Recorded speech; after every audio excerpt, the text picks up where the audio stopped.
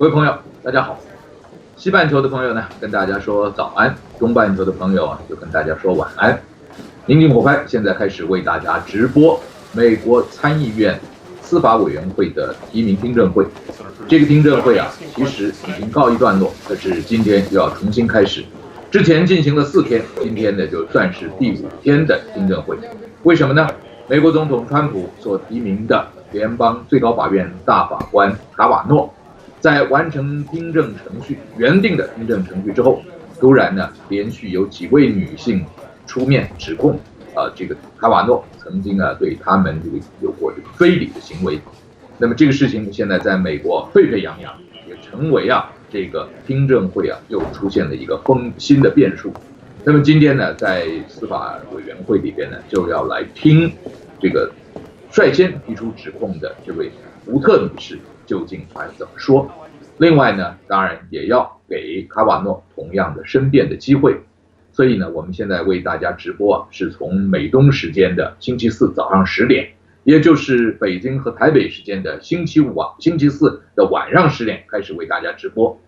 你如果看司法委员会事前呢所发布的这一个开会通知他就写的从10点钟开始到什么时候呢？没讲。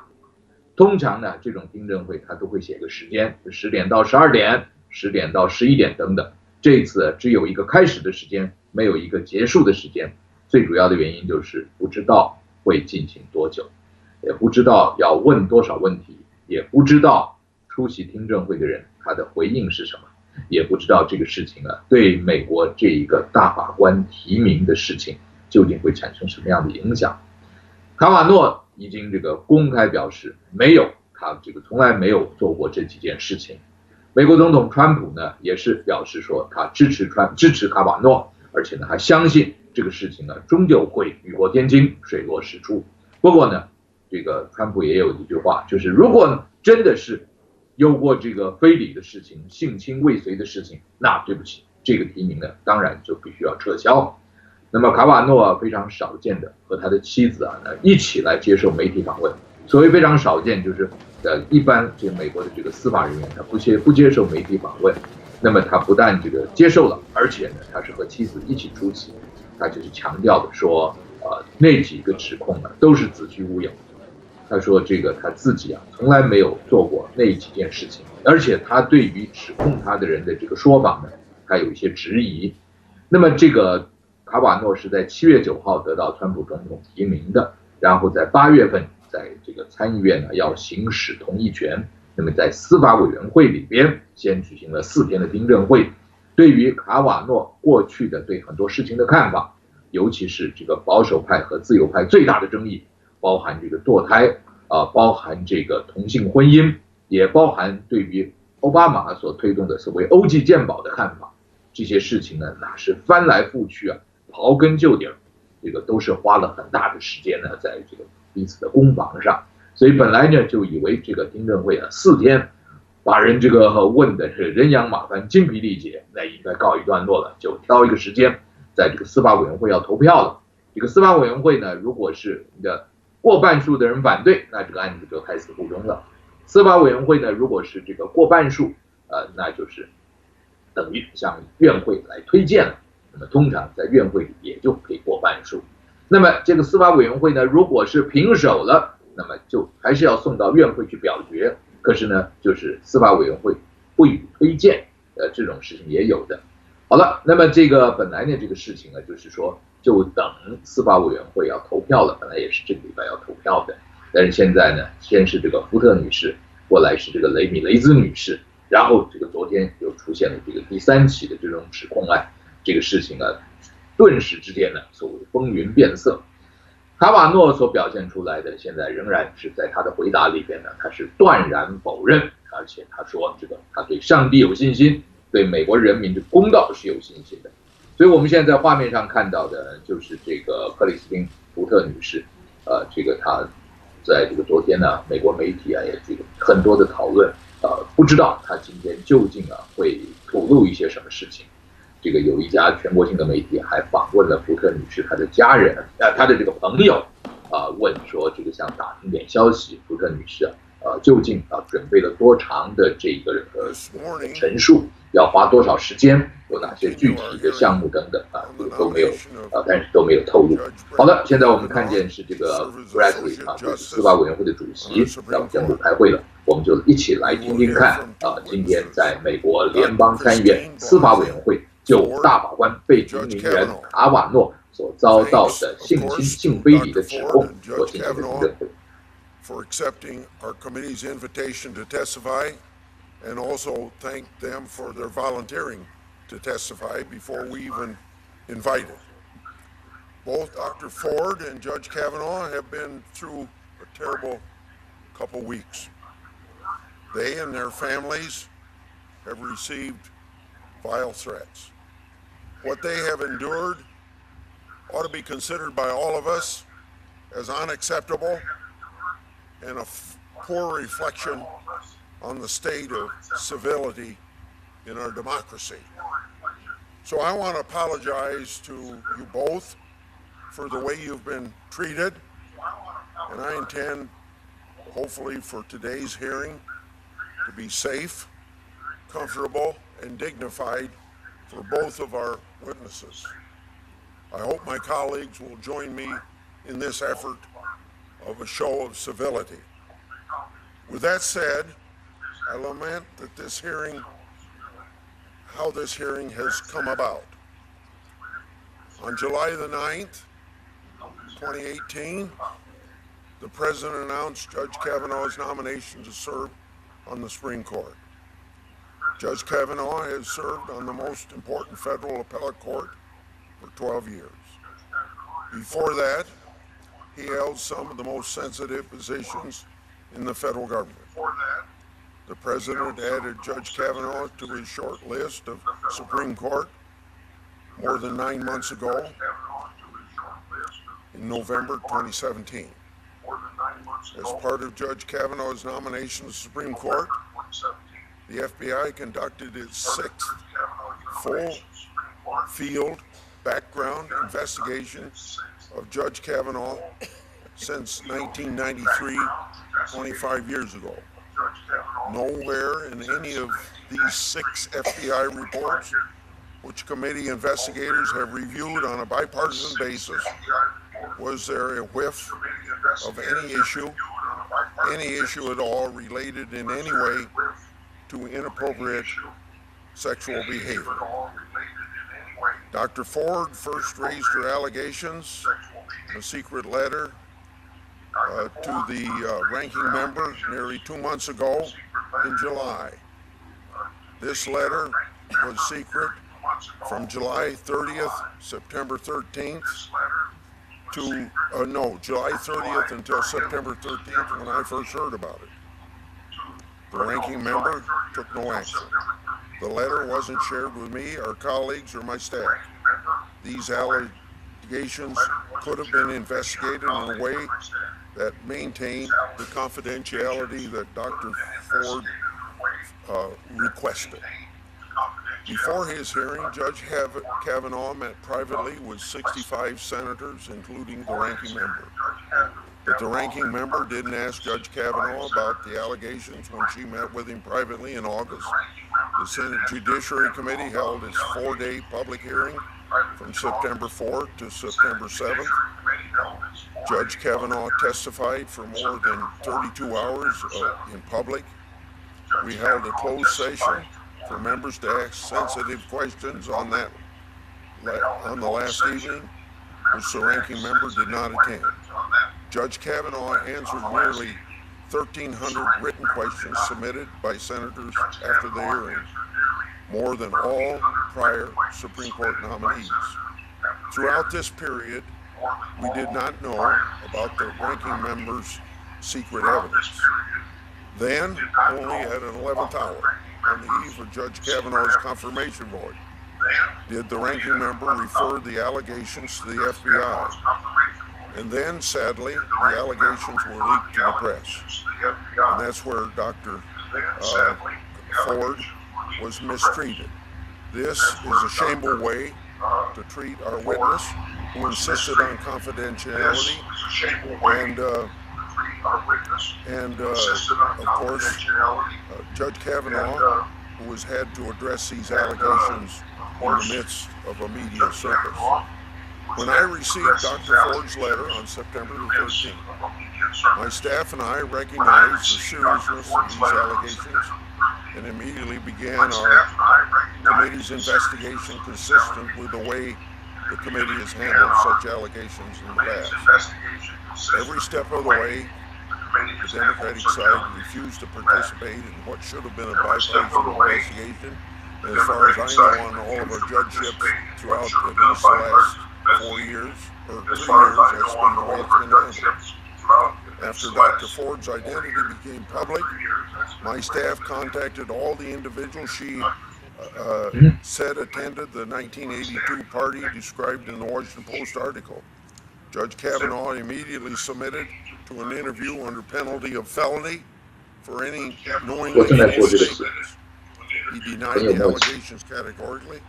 Democratic staff was invited to participate and could have asked any questions they wanted to, but they declined, which leads me then to wonder, if they're really concerned with going to the truth, why wouldn't you want to talk to the accused? The process and procedure is what the committee always does when we receive allegations of wrongdoing. My staff reached out to other individuals allegedly at the party: Mark Judge, Patrick Smith, Leland Kaiser. All three submitted statements to the Senate under penalty of felony, denying any knowledge of the events described by Dr. Ford. Dr. Ford's lifelong friend, Miss Kaiser, stated she doesn't know Judge Kavanaugh and doesn't recall ever attending a party with him. My staff made repeated requests to interview Dr. Ford during the past 11 days, even volunteering to fly to California to take her testimony. But her attorneys refused to present her allegations to Congress. I nevertheless honored her request for a public hearing, so Dr. Ford today has the opportunity to present her allegations under oath. As you can see, the Judiciary Committee was able to conduct thorough investigations into allegations. Some of my colleagues, consistent with their stated desires to obstruct Kavanaugh's nomination by any means necessary, pushed for FBI investigations into the allegations. But I have no authority to force the executive branch agency to conduct an investigation into a matter it considers to be closed. Moreover, once the allegations became public, it was easy to identify all the alleged witnesses and conduct our own investigations. Contrary to what the public has been led to believe, the FBI doesn't perform any credibility assessments or verify the truth of any events in these background investigations. I'll quote then Chairman Joe Biden during Justice Thomas's confirmation hearing.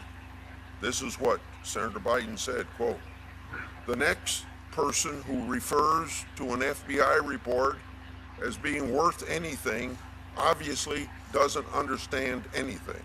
The FBI explicitly does not, in this or any other case, reach a conclusion, period. They say he said, she said, they said, period. So when people wave an FBI report before you, understand they do not reach conclusions. They do not make recommendations." End of Senator Biden's quote. The FBI provided us with the allegations. Now it's up to the Senate to assess their credibility, which brings us to this very time. I look forward to a fair and respectful hearing. That's what we promised Dr. Ford. Some of my colleagues have complained about the fact that an expert on this side is investigating sex crimes will be questioning a witness. I see no basis for complaint other than just plain politics. The testimony we will hear today concerns allegations of sexual assault, very serious allegations. This is an incredibly complex and sensitive subject to discuss, and it's not an easy one to discuss. That is why the senators on this side of the dais believe an expert who has deep experience and training in interviewing victims of sexual assault and investigating sexual assault allegations should be asking questions. This will be a stark contrast to the grandstanding and chaos that we saw from the other side during the previous 4 days in this hearing process. I can think of no one better equipped to question the witnesses than Rachel Mitchell. Ms. Mitchell is a career prosecutor, civil servant with decades of experience investigating and prosecuting sex crimes. She has dedicated her career to seeking justice for survivors of sex-related felonies.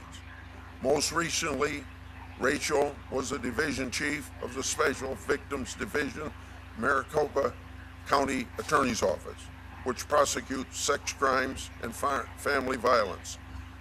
Then Democratic Senator Governor Janet Napolitano previously recognized her as the outstanding Arizona sexual assault prosecutor of the year. And she has spent years instructing prosecutors, detectives, and child protection workers on how to properly interview victims of sexual assault and abuse. With her aid, I look forward to a fair and productive hearing. I understand that there are 2 other public allegations. Today's hearing was scheduled to, in close consultation with Dr. Ford's attorneys, and her testimony will be the subject of this hearing. We've been trying to investigate other allegations. At this time, we have not had cooperation from attorneys representing other clients, and they have made no attempt to substantiate their claims.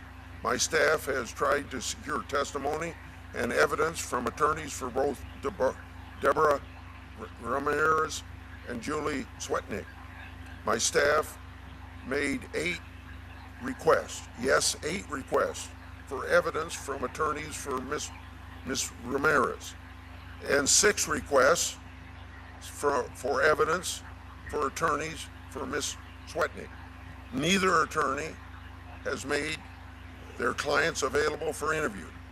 The committee can't do an investigation if attorneys are stonewalling.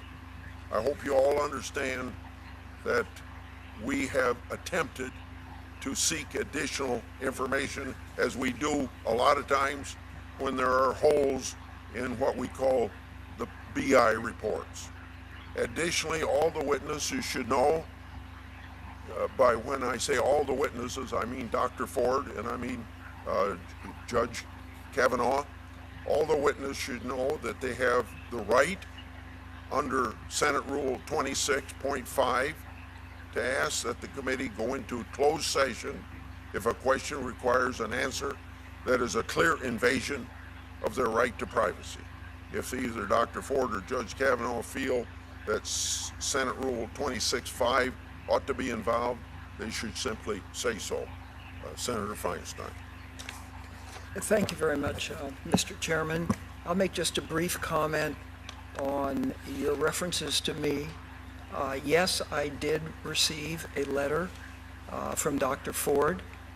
It was conveyed to me by a member of Congress, Anna Eshoo. The next day, I called Dr. Ford. We spoke on the phone. She reiterated that she wanted this held confidential, and I held it confidential up to a point where the witness was willing to come forward. And I think as I make my remarks, perhaps you'll see why. Because how women are treated in the United States with this kind of concern is really wanting a lot of reform. And I'll get to that for a minute. But in the meantime, good morning, Dr. Ford. Thank you for coming forward and being willing to share your story with us. I know this wasn't easy for you. But before you get to your testimony, and the chairman chose not to do this, I think it's important to make sure you're properly introduced.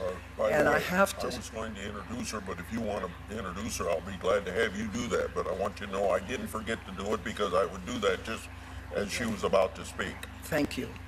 I have to say, when I saw your CV, I was extremely impressed. You have a bachelor's degree from the University of North Carolina, Chapel Hill, 2 master's degrees, one from Stanford and one from Pepperdine, and a PhD from the University of Southern California, better known to Senator Harris and I as USC. You are a professor affiliated with both Stanford University and Palo Alto University. You have published over 65 peer-reviewed articles and have received numerous awards for your work and research. And as if that were not enough, you are a wife, a mother of 2 sons, and a constituent from California. So I am very grateful to you for your strength and your bravery in coming forward. I know it's hard. But before I turn it over, I want to say something about what is to be discussed today and where we are as a country. Sexual violence is a serious problem and one that largely goes unseen. In the United States, it's estimated by the Centers for Disease Control, 1 in 3 women and 1 in 6 men will experience some form of sexual violence in their lifetime. According to the Rape, Abuse, and Incest National Network, 60% of sexual assaults go unreported. In addition, when survivors do report their assaults, it's often years later due to the trauma they suffered and fearing their stories will not be believed.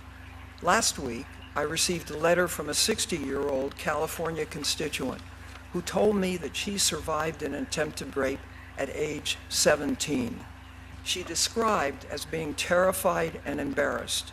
She never told a soul until much later in life. The assault stayed with her for 43 years. I think it's important to remember these realities as we hear from Dr. Ford about her experience. There's been a great deal of public discussion about the Me Too movement today versus the Year of the Woman almost 27 years ago. But while young women are standing up and saying no more, our institutions have not progressed in how they treat women who come forward. Too often, women's memories and credibility come under assault. In essence, they are put on trial and forced to defend themselves, and often re-victimized in the process. 27 years ago, I was walking through an airport when I saw a large group of people gathered around a TV to listen to Anita Hill tell her story. What I saw was an attractive woman in a blue suit before an all-male Judiciary Committee, speaking of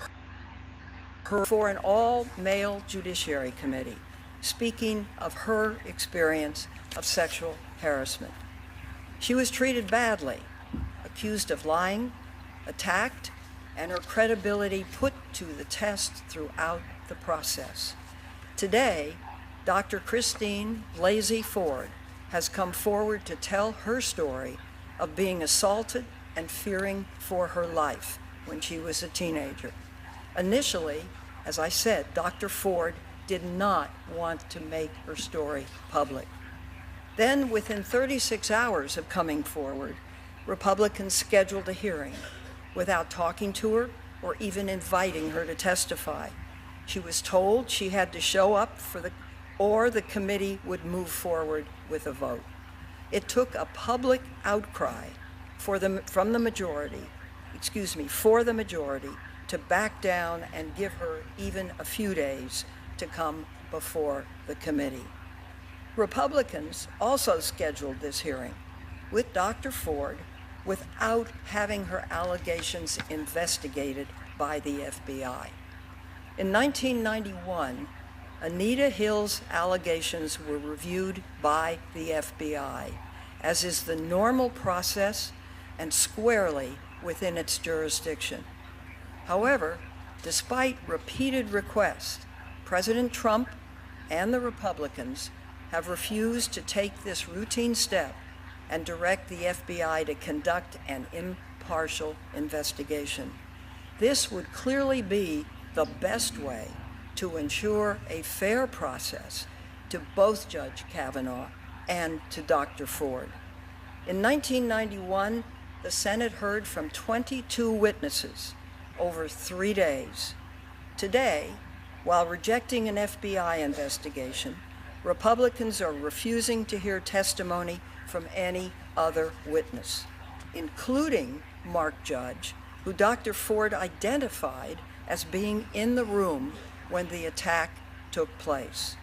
And we believe Judge should be subpoenaed so the committee can hear from him directly. Republicans have also refused to call anyone who could speak to the evidence that would support or refute Dr. Ford's claim, and not one witness who could address credibility and character of either Ford or Kavanaugh has been called. What I find most inexcusable is this rush to judgment, the unwillingness to take these kinds of allegations at face value and look at them for what they are, a real question of character for someone who is asking for a lifetime appointment on the Supreme Court. In 1991, Republicans belittled Professor Hill's experience, saying, and I quote, "It won't make a bit of difference in the outcome," end quote. And the burden of proof was on Professor Hill. Today, our Republican colleagues are saying this is a hiccup. Dr. Ford is mixed up and declaring, "I'll listen to the lady, but we're going to bring this to a close." What's worse, many of our colleagues on the other side of the aisle have also made it clear that no matter what happens today, the Senate will plow right through and ensure Judge Kavanaugh would be elevated within a week. In fact, on Tuesday, the majority went ahead and scheduled a vote on the nomination before we heard one word of testimony regarding allegations of sexual assault and misconduct by Brett Kavanaugh. Republican leadership even told senators they should plan to be in over this weekend so the nomination can be pushed through without delay. This is despite the fact that in the last few days, 2 more women have come forward with their own serious allegations of sexual assault involving Brett Kavanaugh. This past Sunday, we learned about Debbie Ramirez, who was a student at Yale with Brett Kavanaugh. She too did not want to come forward, but after being approached by reporters, she told her story. She was at a college party where Kavanaugh exposed himself to her. She recalls pushing him away and then seeing him laughing and pulling his pants up. Then yesterday, Judy Swetnick came forward to say that she had experiences of being at house parties with Brett Kavanaugh and Mark Judge. She recounted seeing Kavanaugh engage, and I quote, in abusive and physically aggressive behavior toward girls, end quote, including attempts to, quote, remove or shift girls' clothing, end quote, not taking, quote, no for an answer, grabbing girls, quote, without their consent, end quote, and targeting, quote, particular girls so that they could be taken advantage of, end quote. Each of these stories are troubling on their own, and each of these allegations should be investigated by the FBI. All 3 women have said they would like the FBI to investigate. Please do so. All 3 have said they have other witnesses and evidence to corroborate their accounts. And yet Republicans continue to blindly push forward. So today we're moving forward with a hearing and being asked to assess the credibility of Brett Kavanaugh. He's made several statements about how his focus was on school, basketball, service projects, and going to church. He declared that he, quote, never end quote, drank so much he couldn't remember what happened, and he has, quote, always treated women with dignity and respect, end quote. And while he has made these declarations, more and more people have come forward, challenging his characterization of events and behaviors. James Roach, his freshman roommate at Yale, stated Kavanaugh was, and I quote again, frequently incoherently drunk, end quote. And that was when, quote, he became aggressive and belligerent, end quote, when he was drunk. Liz Swisher, a friend of his from Yale, said, and I quote, "There's no medical way I can say that he was blacked out, but it's not credible for him to say that he has no memory lapses in the nights that he drank to excess," end quote. Lynn Brooks, a college classmate, said the picture Kavanaugh is trying to paint doesn't match her memories of him. And I quote, "He's trying to paint himself as some kind of choir boy. You can't lie your way onto the Supreme Court."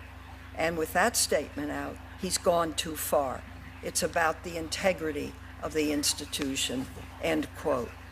Ultimately, members and ladies and gentlemen, I really think that's the point.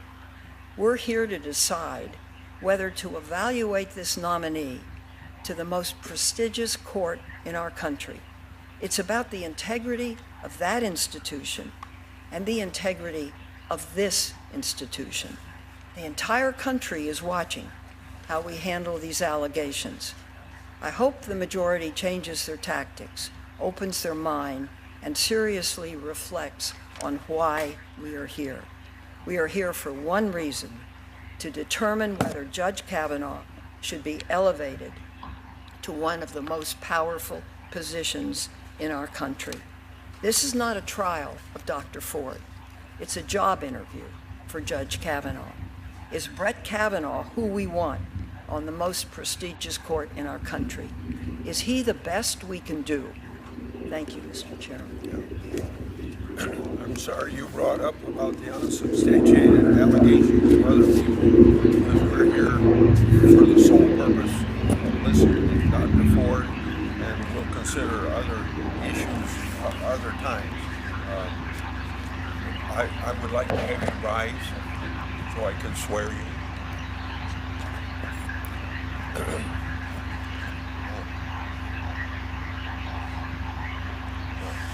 You swear that the testimony you're about to give before this committee will be the truth, the whole truth, and nothing but the truth, so help you God. Thank you very much. Please be seated, and before you give your statement, I want to say that to everybody that she has asked for anytime you ask for a break, you get a break. Anytime there's something that you need you don't have, just ask us. And you can have as much time for your opening statement as you want, and just generally let us know if there's any issues. Proceed, please. Thank you, Senator Grassley. I think after I read my opening statement, I anticipate needing some caffeine if that is available. Okay. Can you pull the microphone just a little bit closer to you, please? Can the whole box go a little bit closer? I'm trying, Senator. No. Okay. Well, then I'll lean forward. Thank you. I could. Thank you. Is this good? Yeah. Okay. Thank you, Chairman Grassley and Ranking Member Feinstein, members of the committee. My name is Christine Blasey Ford.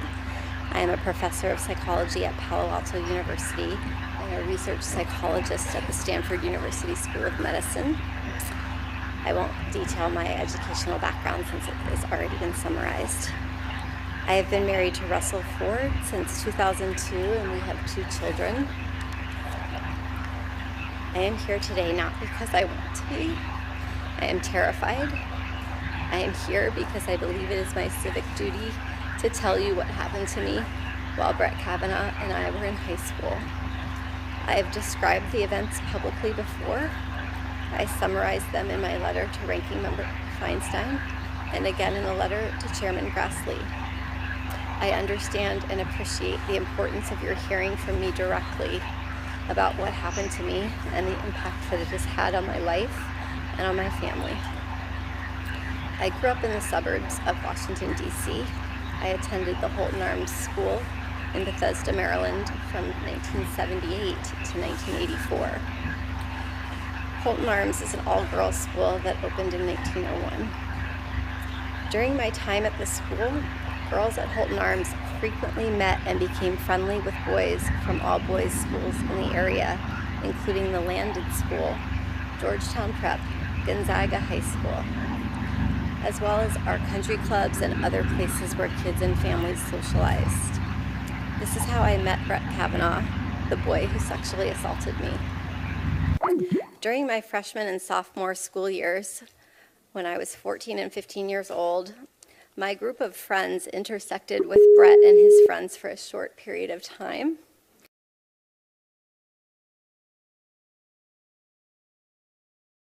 And it was through that connection that I attended a number of parties that Brett also attended.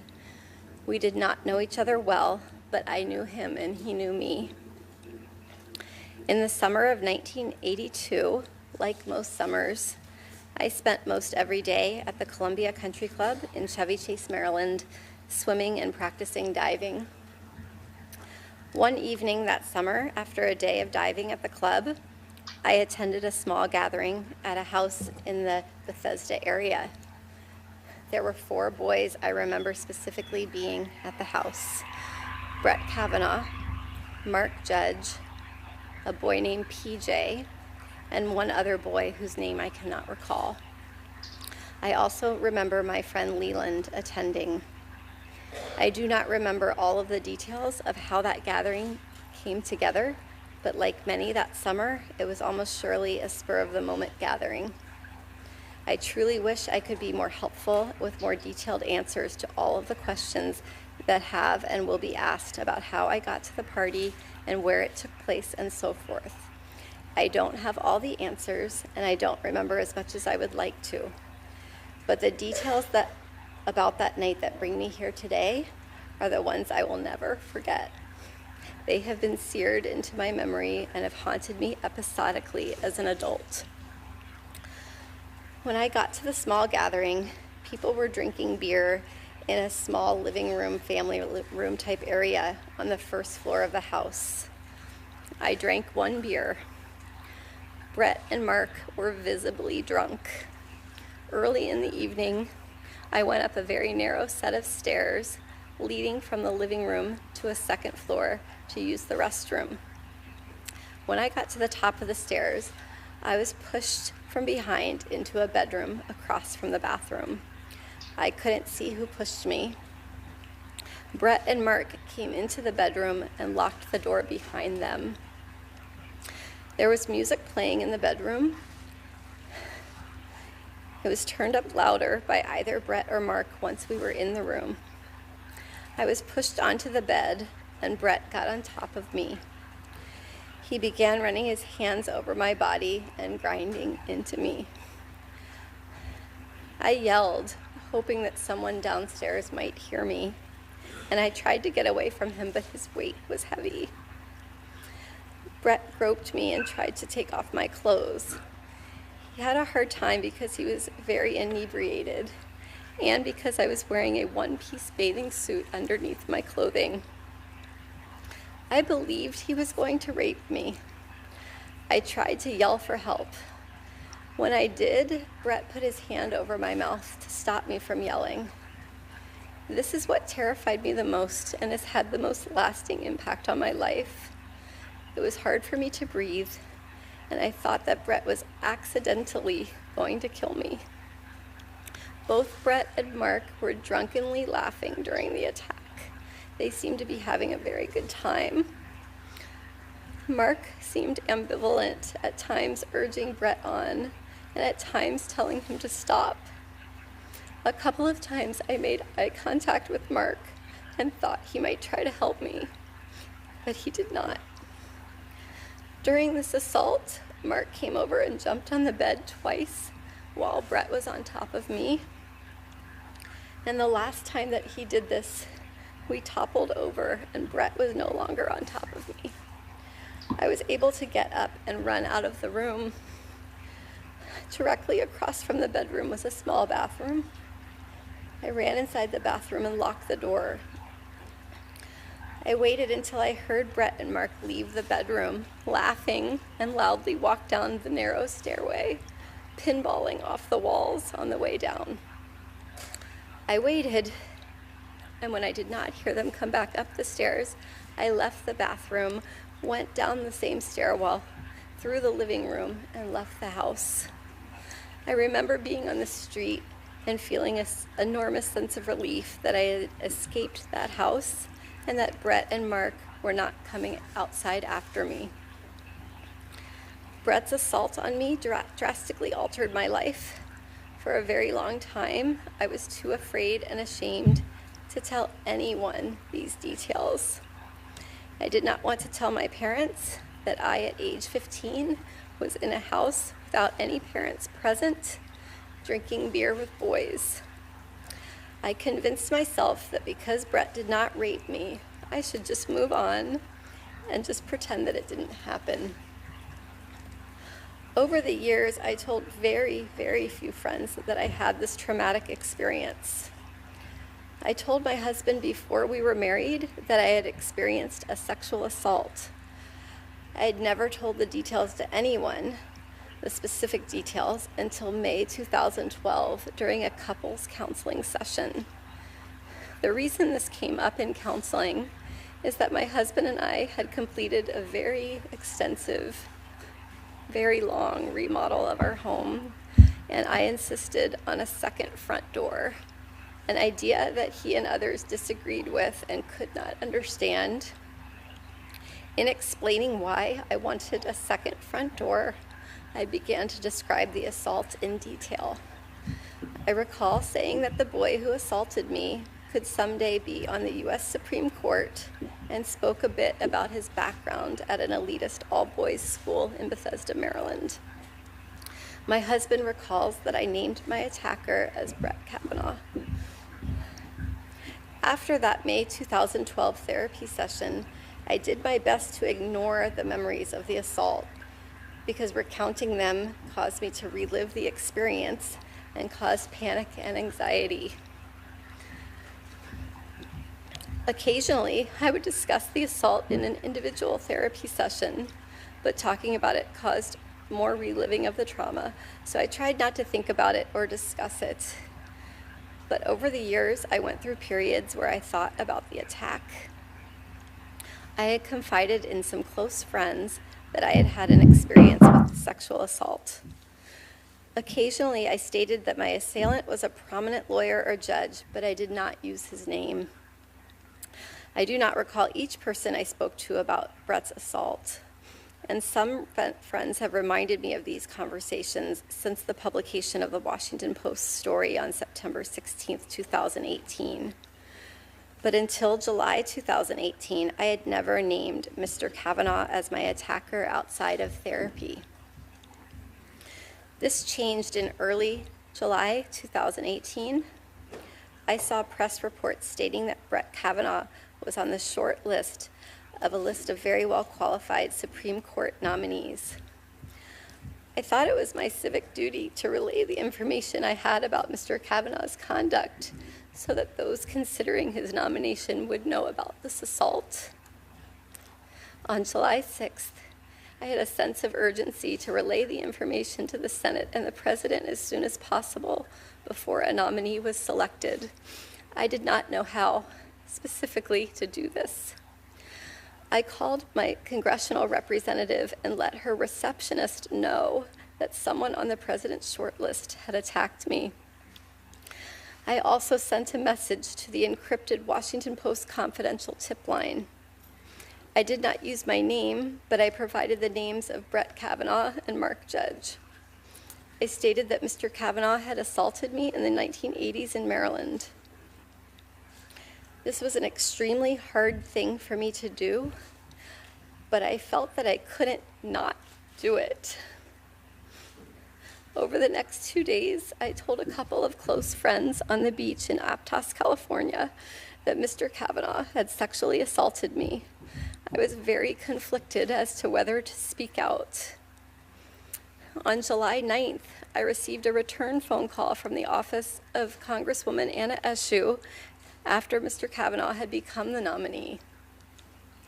I met with her staff on July 18th and with her on July 20th, describing the assault and discussing my fears about coming forward. Later, we discussed the possibility of sending a letter to Ranking Member Feinstein, who is one of my state's senators, describing what occurred. My understanding is that Representative Eshoo's office delivered a copy of my letter to Senator Feinstein's office on July 30th. The letter included my name, but also a request that it be kept confidential. My hope was that providing the information confidentially would be sufficient to allow the Senate to consider Mr. Kavanaugh's serious misconduct without having to make myself, my family, or anyone's family vulnerable to the personal attacks and invasions of privacy that we have faced since my name became public. In a letter dated August 31st, Senator Feinstein wrote that she would not share the letter without my explicit consent, and I appreciated this commitment. Sexual assault victims should be able to decide for themselves when and whether their private experience is made public. As the hearing date got closer, I struggled with a terrible choice. Do I share the facts with the Senate and put myself and my family in the public spotlight? Or do I preserve our privacy and allow the Senate to make its decision without knowing the full truth of his past behaviors? I agonized daily with this decision throughout August and September 2018. The sense of duty that originally motivated me to reach out confidentially to the Washington Post and to Anna Eshoo's office when there was still a list of extremely qualified candidates, and to Senator Feinstein was always there, but my fears of the consequences of speaking out started to exponentially increase. During August 2018, the press reported that Mr. Kavanaugh's confirmation was virtually certain. Persons painted him as a champion of women's rights and empowerment. And I believed that if I came forward, my single voice would be drowned out by a chorus of powerful supporters. By the time of the confirmation hearings, I had resigned myself to remaining quiet and letting the committee and the Senate make their decision without knowing what Mr. Kavanaugh had done to me. Once the press started reporting on the existence of the letter I had sent to Senator Feinstein, I faced mounting pressure.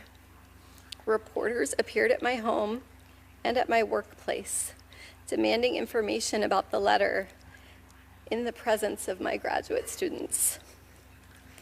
They called my bosses and coworkers and left me many messages, making it clear that my name would inevitably be released to the media. I decided to speak out publicly to a journalist who had originally responded to the tip I had sent to the Washington Post and who had gained my trust. It was important for me to describe the details of the assault in my own words. Since September 16th, the date of the Washington Post story, I have experienced an outpouring of support from people in every state of this country. Thousands and thousands of people who have had their lives dramatically altered by sexual violence have reached out to share their experience and have thanked me for coming forward. We have received tremendous support from our friends and our community. At the same time, my greatest fears have been realized, and the reality has been far worse than what I expected. My family and I have been the target of constant harassment and death threats, and I have been called the most vile and hateful names imaginable. These messages, while far fewer than the expressions of support, have been terrifying and have rocked me to my core. People have posted my personal information and that of my parents online on the internet. This has resulted in additional emails, calls, and threats. My family and I were forced to move out of our home. Since September 16th, my family and I have been visiting in various secure locales, at times separated and at times together, with the help of security guards. This past Tuesday evening, my work email was hacked and messages were sent out trying to recant my description of the sexual assault. Apart from the assault itself, these past couple of weeks have been the hardest of my life. I've had to relive this trauma in front of the world, and I've seen my life picked apart by people on television, on Twitter, other social media, other media, and in this body who have never met me or spoken with me. I have been accused of acting out of partisan political motives. Those who say that do not know me. I am an independent person and I am no one's pawn. My motivation in coming forward was to be helpful and to provide facts about how Mr. Kavanaugh's actions have damaged my life so that you could take into a serious consideration as you make your decision about how to proceed. It is not my responsibility to determine whether Mr. Kavanaugh deserves to sit on the Supreme Court. My responsibility is to tell you the truth. I understand that a professional prosecutor has been hired to ask me questions, and I'm committed to doing my very best to answer them. I have never been questioned by a prosecutor, and I will do my best. At the same time, because the committee members will be judging my credibility, I do hope to be able to engage directly with each of you. And at this point, I will do my best to answer your questions and would request some caffeine. A Coke or something? That sounds good. That would be great. Thank Thank you. Thank you very much. Before I use my 5 minutes of questioning, I thought that I'd try to remind my colleagues, and in this case, Ms. Mitchell as well, that the 5 minutes, the way I traditionally have done, if you ask a question before your time runs out, and even though you go over your time, as long as you aren't filibustering, I'll let you ask your question. And I'm going to make sure that both Dr. Ford and Judge Kavanaugh, as chairman of the committee, I know that they're going to get a chance to answer the questions fully beyond that 5 minutes. But when either Dr. Ford or Judge Kavanaugh gets done, then we immediately go to the next person. So I hope that that will be done in a. Dr. Ford, I'm told that you want a break right now, and if you do, that's fine. I'm okay. I got the coffee. Thank you very much. I think I can proceed and sip on the coffee. Nobody can mix up my coffee right, so you're pretty fortunate. So now, with that, Ms. Mitchell, you have my 5 minutes to ask questions. Good morning, Dr. Ford. Hi. We haven't met. My name is Rachel Mitchell. Nice to meet you. I just wanted to tell you the first thing that struck me from your statement this morning was that you were terrified, and I just wanted to let you know I'm very sorry. That's not right. I know this is stressful, and so I would like to set forth some guidelines that maybe will alleviate that a little bit. If I ask you a question that you don't understand, please ask me to clarify it or ask it in a different way. When I ask questions, sometimes I'll refer back to other information you've provided. If I do that and I get it wrong, please correct me. Okay. I'm not going to ask you to guess. I know it was a long time ago. If you do estimate, please let me know that you're estimating, okay? Fair. We've put before you, and I'm sure you have copies of them anyway, 5 pieces of information, and I wanted to go over them. The first is a screenshot of a WhatsApp texting between you and somebody at the Washington Post. Do you have that in front of you? Yes. The first two texts were sent by you on July 6th, is that correct? Correct. And then the last one sent by you was on July 10th? Correct. Okay. Are those three comments accurate? I will read them, yes. Take your time.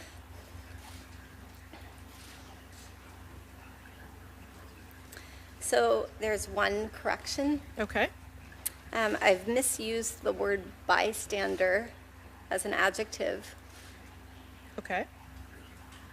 Bystander means someone that is looking at an assault, and the person named PJ was not technically a bystander. I was writing very quickly with a sense of urgency, so I would not call him a bystander. He was downstairs, and what I remember of him was he was a tall and very nice person. I didn't know him well, but that he was downstairs, not anywhere near the event. Okay. Thank you. So I'd like to take that word out if it's possible. Okay. Thank you for clarifying that. The second is the letter that you wrote to Senator Feinstein dated the July 30th of this year. Yes, Did you write the letter yourself? I did.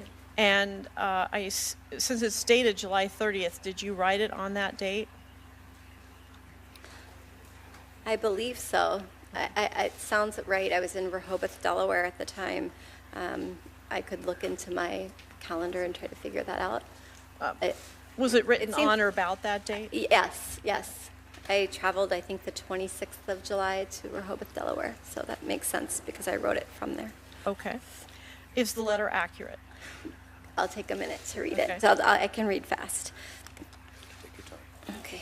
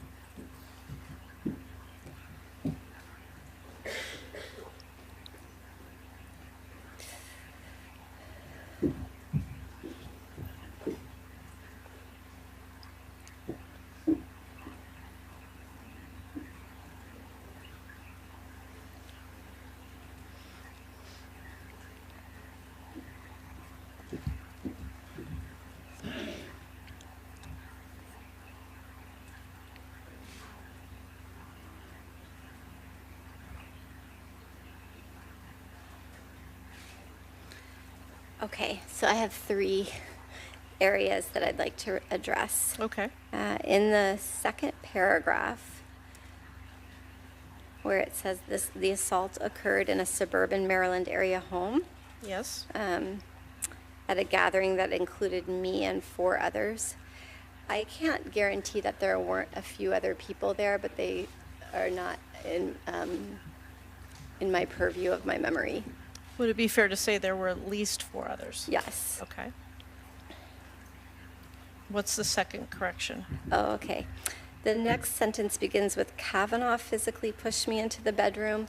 I would say I can't promise that Mark Judge didn't assist with that. I don't know. It was pushed from behind, so I don't want to put that solely on him. Okay. Okay. Ms. Mitchell, I don't know whether this is fair for me to interrupt, but I want to keep people within 5 minutes. Is that a major problem for you in the middle of a question? Because I've got to treat everybody the same. I understand that. And can I go to Senator Feinstein, or you? Yes, sir. I'm sorry, I didn't see the light Okay. was red. Please do. Senator Feinstein. I didn't get to. So we're going to come back to that Oh, when she okay. comes back. I So see. just make I see. Okay. Fast. Yeah, Okay. yeah, when she comes through after Feinstein is done, she'll come I- back and she'll ask you about the other things. So we'll get back. For the benefit of Dr. Ford, I think she'll continue that after the 5 minutes you. here. Okay. Mr. Chairman, I'd like to begin by putting some letters in the record. Without objection, so ordered. Thank you. If you want to tell me. 140 letters from friends and neighbors of the witness, and 1,000 female physicians across the country. Those are what the letters are. Don't look at this. I want to thank you very much for your testimony. I know how very, very hard it is. Why have you held it to yourself all these years? As you look back, can you indicate what the reasons are? Well, I haven't held it in all these years. I did disclose it in the confines of therapy, where I felt like it was an appropriate place to cope with the sequelae of the event. Well, can you tell us what impact the events had on you? Well, I think that the sequelae of sexual assault varies by person. So for me personally, anxiety, phobia, and PTSD-like symptoms are the types of things that I've been coping with. So more specifically, claustrophobia, panic, and that type of thing. Is that the reason for the front door? Correct. Is claustrophobia? Correct. It doesn't. Our house does not look aesthetically pleasing from the curb. I see. And do you have that second front door? Yes. Yes. It now is a place to host Google interns because we live near Google, so we get to have, and other students can live. Can you tell us, is there any other way this has affected your life? The primary impact was in the initial 4 years after the event. I struggled academically. I struggled very much in Chapel Hill and in college. When I was 17 and went off to college, I had a very hard time, more so than others, forming new friendships, and especially friendships with boys. And I had academic problems. What were the when we spoke and it became very clear how deeply you felt about this and the need that you wanted to remain confidential. Can you talk a little bit about that? Yes, so I was watching carefully throughout the summer. Well, my original intent, I just want to remind, was to communicate with everyone when there was still a list of candidates who all seemed to be, just from my perspective, from what I could read, equally qualified. And I was in a hurry to try to get the information forward, but didn't quite know how to do that. However, once he was selected and it seemed like he was popular and that it was a sure vote, I was calculating daily the risk-benefit for me of coming forward and wondering whether I would just be jumping in front of a train that was headed to where it was headed anyway, and that I would just be personally annihilated. How did you decide to come forward?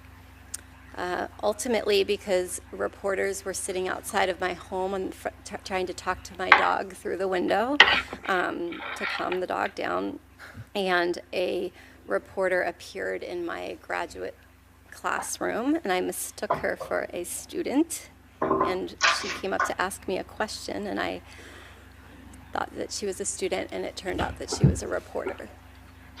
So at that point, I felt like enough was enough. People were calling my colleagues at Stanford and leaving messages on their voicemails and on their email saying that they knew my name. Clearly, people knew my address because they were out in front of my house.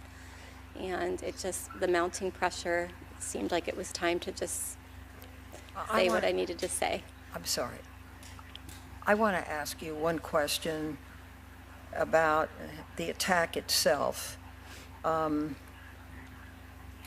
You are very clear about the attack, being pushed into the room. You say you don't know quite by whom, but that it was Brett Kavanaugh that covered your mouth to prevent you from screaming, and then you escaped. How are you so sure that it was he? The same way that I'm sure that I'm talking to you right now. It's just basic memory functions, and also just the level of norepinephrine and epinephrine in the brain that sort of, as you know, encodes, that neurotransmitter encodes memories into the hippocampus and So the trauma-related experience then is kind of locked there, whereas other details kind of drift. So what you are telling us is this could not be a case of mistaken identity. Absolutely not. Thank you, Mr. Chairman. Ms. Mitchell for Senator Hatch. Thank you, Mr. Chairman. When we were stopped, you were going to tell us a third correction that you wanted to make on that statement, or I'm sorry, the letter to Senator Feinstein. It wasn't a correction, but I just wanted to comment on it since we were looking at this letter, that I did see Mark Judge once at the Potomac Village Safeway after the time of the attack, and it would be helpful with anyone's resources to figure out when he worked there. If people are wanting more details from me about when the attack occurred, if we could find out when he worked there, then I could provide a more detailed timeline as to when the attack occurred. Okay. And that is not a correction in your statement? It's just, no. Okay. You also wrote out a handwritten statement for the polygrapher when you took your polygraph test, is that correct? Yes. Okay. And I see corrections on that where you crossed out, so I will go on to the Washington Post article that was originally published on September 16th of this year. And should I just not look at this for accuracy, or we're just going to leave that? We may come back to it if you need to refer to it. Okay. On the Washington Post article, did you submit to an interview by a reporter with the Washington Post for that article to be written? Correct. Okay. And then finally was the statement that you provided this morning. I assume that to the best of your recollection that was accurate. That this whole article is accurate? No. The statement that you made this morning. Yes. Okay. I want to talk to you about the day that this happened, leading up to the gathering. Okay. In your statement this morning, have you told us everything that you remember about the day leading up to that? Yes. Let me ask just a few questions to make sure that you've thought of everything, okay? You indicated that you were at the country club swimming that day? That's my best estimate of how this could have happened. Okay. And when you say best estimate, is that based on the fact that you said you went there pretty much every day? Is that a yes? Yes. Okay. Do you recall prior to getting there, so I'm only talking about up to the gathering, had you had anything to drink? Not at all. Were you on any sort of medication? None. Okay. Do you recall knowing before you went who was going to be at that gathering? I recall that expecting that Mark Judge and Leland would be at that gathering. Okay. Do you recall an expectation that Brett Kavanaugh would be there? I don't recall whether or not I expected that. Okay. Now, let's talk about the gathering up from the time you arrived till right when you went up the stairs, just that period of time, okay? What was the atmosphere like at the gathering?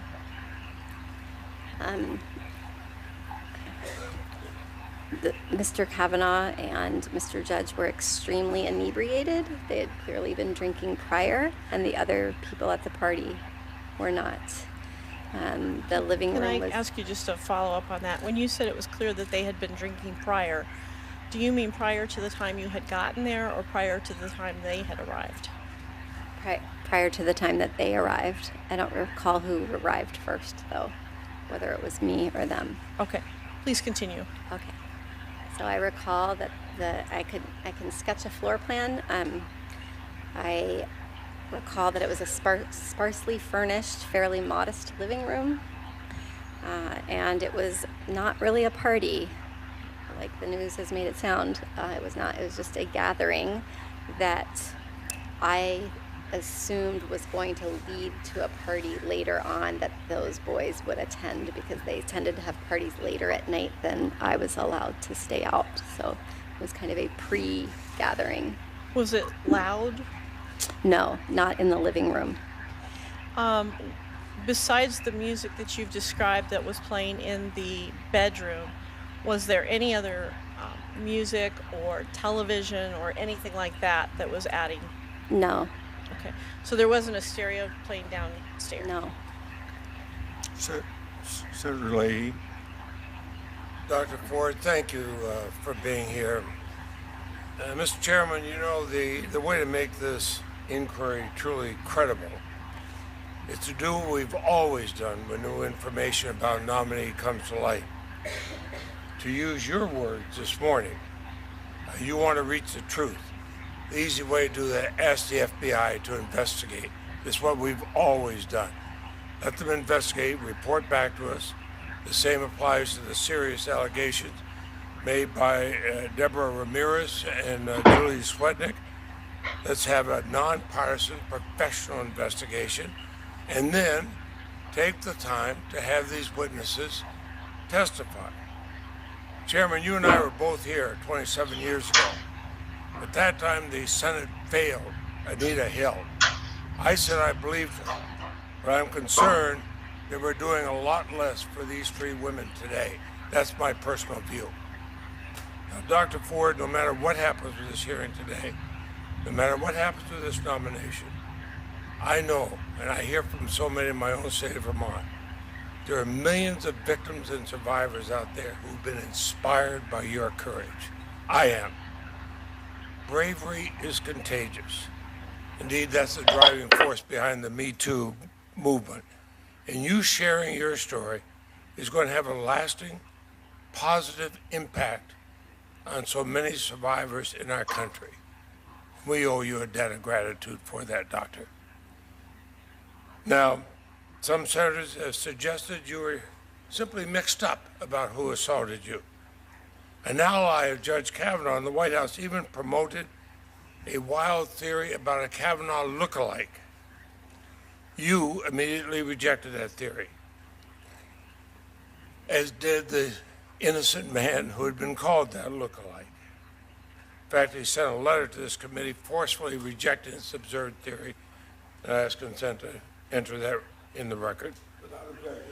Now, how did you know Brett Kavanaugh and Mark Judge? And is it possible that you would mix them up with somebody else? No, it is not. And the person that was blamed for the incident is actually the person who introduced me to them originally. So he was a member of Columbia Country Club, and I don't want to talk about him because I think it's unfair, but he is the person that introduced me to them. But you would not mix up somebody else with Brett Kavanaugh, is that correct? Correct. Or Mark Judge? Correct. Well, then let's go back to the incident. What is the strongest memory you have? Strongest memory of the incident, something that you cannot forget. Take whatever time you need. Indelible in the hippocampus is the laughter, the uproarious laughter between the two, and they're having fun at my expense. You've never forgotten that laughter. You've never forgotten them laughing at you. They were laughing with each other. And you were the object of the laughter? I was, underneath one of them while the two laughed. Two friends having a really good time with one another. Let me enter into the record a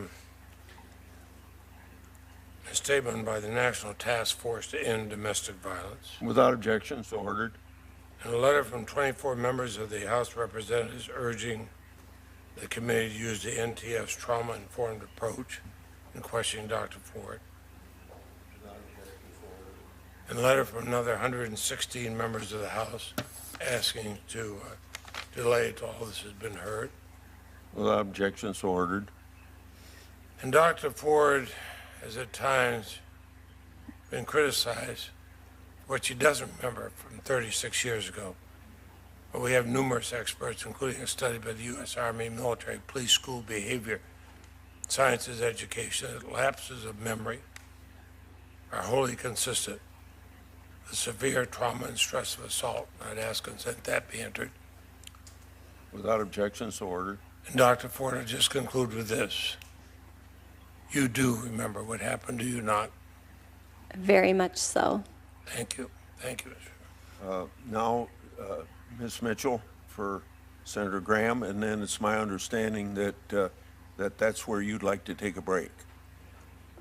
Does that work for you? Does that work for you as well? We're here to accommodate you, not you thank accommodate you. us. I'm used to being collegial. So. Okay, go ahead. Ms. Mitchell for Senator Graham. Thank you, Mr. Chairman. You told Senator Feinstein in your letter that you and 4 others were present. You've corrected that today to say it was at least 4 others. When you were interviewed by the Washington Post, you said that there were 4 boys present at the party. And then in your polygraph statement, you say there were 4 boys and 2 girls. When you say 2 girls, was that you and another, or was that 2 other girls? That was me and 1 other girl. And that other girl's name? Leland. Leland Kaiser now? Correct. Okay.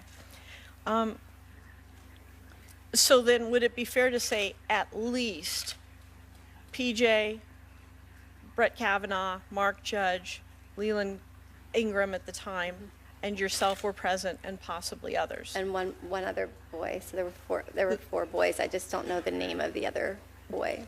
So. Have you been contacted by anybody saying, hey, I was at that party too? No, I haven't talked with anyone from that party. Okay. Now, you've been detailed about what happened once you got up the stairs, and so I don't need to go through that again. I'm sorry, go ahead. I'm sorry. I just realized that I said something that was inaccurate. I said I hadn't spoken with anyone from the party since that. I've spoken with Leland. Okay. Thank you for correcting that. I thank you. appreciate that. You've gone into detail about what happened once you went up the stairs, so I don't feel like it's necessary to go over those things again. Okay. Okay. Thank you. Have you told us everything that you do remember about it? I believe so, but if there are other questions, I can attempt to answer them. Okay. You said that the music was solely coming from that room. Is that correct? Correct. Okay. And it was turned up once the 3 of you were inside that room. Is that correct? Yes. Okay. At some point, do you recall it being turned down? I don't remember if it was turned down once I was leaving the house. I don't remember. Okay. Likely, since I could hear them walking down the stairs very clearly from the bathroom. Okay. And the bathroom door was closed when you heard this. Is that correct? I could hear them very clearly hitting the walls, going down the stairwell. In fact, in your letter, you said that they went down the stairs and they were talking with other people in the house. Correct. Were you able to hear that conversation? I was not able to hear that conversation, but I was aware that they were downstairs and that I would have to walk past them to get out of the house. Okay. Now, let me make sure we're on the same page. Were you not able to hear the conversation or not able to understand the conversation? I couldn't hear the conversation. I was upstairs. Okay. How do you know there was a conversation? I'm just assuming since it was a social gathering, people were talking. I don't know. Okay. In your letter, I could hear them talking as they went down the stairwell. They were laughing and. Okay. In your letter, you wrote, both loudly stumbled down the stairwell, at which point other persons at the house were talking with them. Does that ring a bell? Yes, I had to walk past everyone to leave the house. So. Okay. I'm not, Your letter. maybe I'm not understanding. I'm sorry. Okay. Your next sentence, let me try to clarify this. After you said other persons at the house were talking with them, the letter goes on with the very next sentence. I exited the bathroom, ran outside of the house, and went home. Correct. Okay.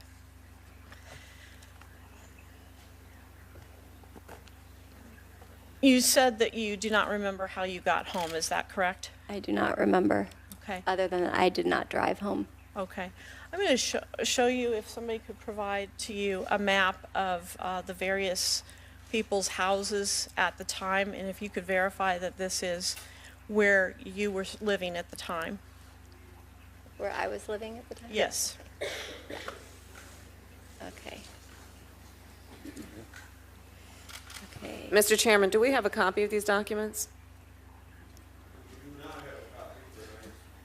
If you want one, we can get you one. Yes, before the questions begin, so we can follow the testimony. Okay. My staff says that we should not provide the copy. No, we will provide the Oh, We will provide the copy. well, speak plainly with me, please. Oh, sure. I'd No, like not- to see not what you. she's looking at. Yeah. Yeah, you have another 30 seconds now because I was rudely interrupted. Okay. Mr. Chairman, Senator Harris, we do have a blown-up copy of this for the members to view, if that's helpful.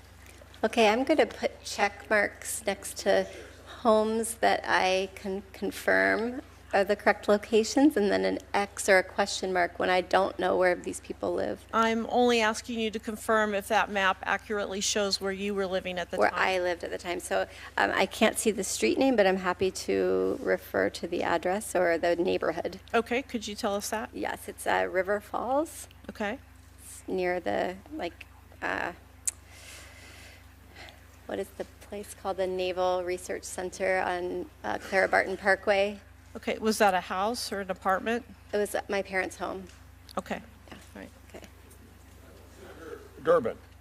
Mr. Chairman, I ask consent to enter into the record letters of support for Dr. Ford from her classmates at Holton Arms School, 1,200 alumni of the school, 195 of your colleagues, students, and mentors, 1,400 women and men who attended DC schools, and 50 members of the Yale Law School faculty who are calling for a full FBI investigation. I ask consent to enter these into the record. Without objection, so ordered. Dr. Ford, as difficult as this experience must be, I want you to know that your courage in coming forward has given countless Americans the strength to face their own life-shattering past and to begin to heal their wounds. By example, you have brought many families into an honest and sometimes painful dialogue that should have occurred a long time ago. I'm sorry for what this has done to you and your family. No one should face harassment, death threats, and disparaging comments by cheap-shot politicians simply for telling the truth. But you and your family should know that for every scurrilous charge and every pathetic tweet, there have been thousands of Americans, women and men, who believe you, support you, and thank you for your courage. Watching your experience, it's no wonder that many sexual assault survivors hide their past and spend their lives suffering in pain silence. You had absolutely nothing to gain by bringing these facts to the Senate Judiciary Committee. The fact that you are testifying here today, terrified though you may be, the fact that you have called for an FBI investigation of this incident, the fact that you are prepared to name both Judge Kavanaugh and eyewitness Mark Judge stands in sharp contrast to the obstruction we've seen on the other side. The FBI should have investigated your charges as they did in the Anita Hill hearing, but they did not. Mark Judge should be subpoenaed from his Bethany Beach hideaway and required to testify under oath, but he has not. Judge Kavanaugh, if he truly believes there's no evidence, no witnesses that can prove your case, should be joining us in demanding a thorough FBI investigation, but he has not. Today, you come before this committee and before this nation alone. I know you're joined by counsel and family. The prosecutor on the Republican side will continue to ask questions to test your memory and veracity. After spending decades trying to forget that awful night, it's no wonder your recollection is less than perfect. A polished liar can create a seamless story, but a trauma survivor cannot be expected to remember every painful detail. That's what Senator Leahy has mentioned earlier. One question is critical. In Judge Kavanaugh's opening testimony, which we will hear after you leave, this is what he says. I never had any sexual or physical encounter of any kind with Dr. Ford. I am not questioning that Dr. Ford may have been sexually assaulted by some person in some place at some time. Last night, the Republican staff of this committee released to the media a timeline that shows that they've interviewed 2 people who claimed they were the ones who actually assaulted you. I'm asking you to address this new defense of mistaken identity directly. Dr. Ford, with what degree of certainty do you believe Brett Kavanaugh assaulted you? 100%. 100%. In the letter which you sent to Senator Feinstein, you wrote, I have not knowingly seen Kavanaugh since the assault. I did see Mark Judge once at the Potomac Village Safeway, where he was extremely uncomfortable in seeing me. Would you please describe that encounter at the Safeway with Mark Judge and what led you to believe he was uncomfortable? Yes. I was going to the Potomac Village Safeway. This is the one on the corner of Falls and River Road. And I was with my mother, and I was a teenager, so I wanted her to go in one door and me go in the other. So I chose the wrong door because the door I chose was the one where Mark Judge was, looked like he was working there and arranging the shopping carts. And I said hello to him. And his face was white and very uncomfortable saying hello back. And we had previously been friendly at the times that we saw each other over the previous 2 years, albeit not very many times. We had always been friendly with one another. I wouldn't characterize him as not friendly. He was just nervous and not really wanting to speak with me. And he looked a little bit ill. How long did this occur after the incident? I would estimate 6 to 8 weeks. Thank you, Mr. Chairman. Before we take a break, I can't let what Senator Durbin said. By the way, he's my friend. We work on a lot of legislation together. But you talked about the obstruction from the other side. I cannot let it go by what you've heard me say so many times, that between July 30th and September 13th, there were 45 days. This committee could have been investigating this situation, and her privacy would have been protected. So something happened here in between on your side that the whole country, well, not the whole country should have known about it. No, not know about it. We should have investigated it. We'll take a break now for 15 minutes.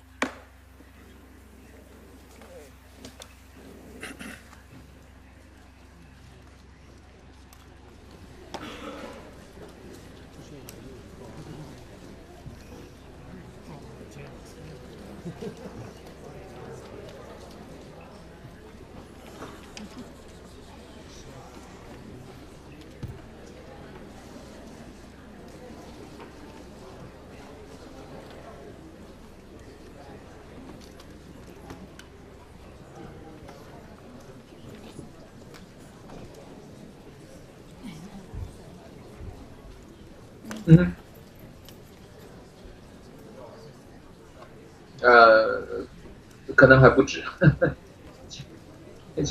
对，他现在好像要暂停一下。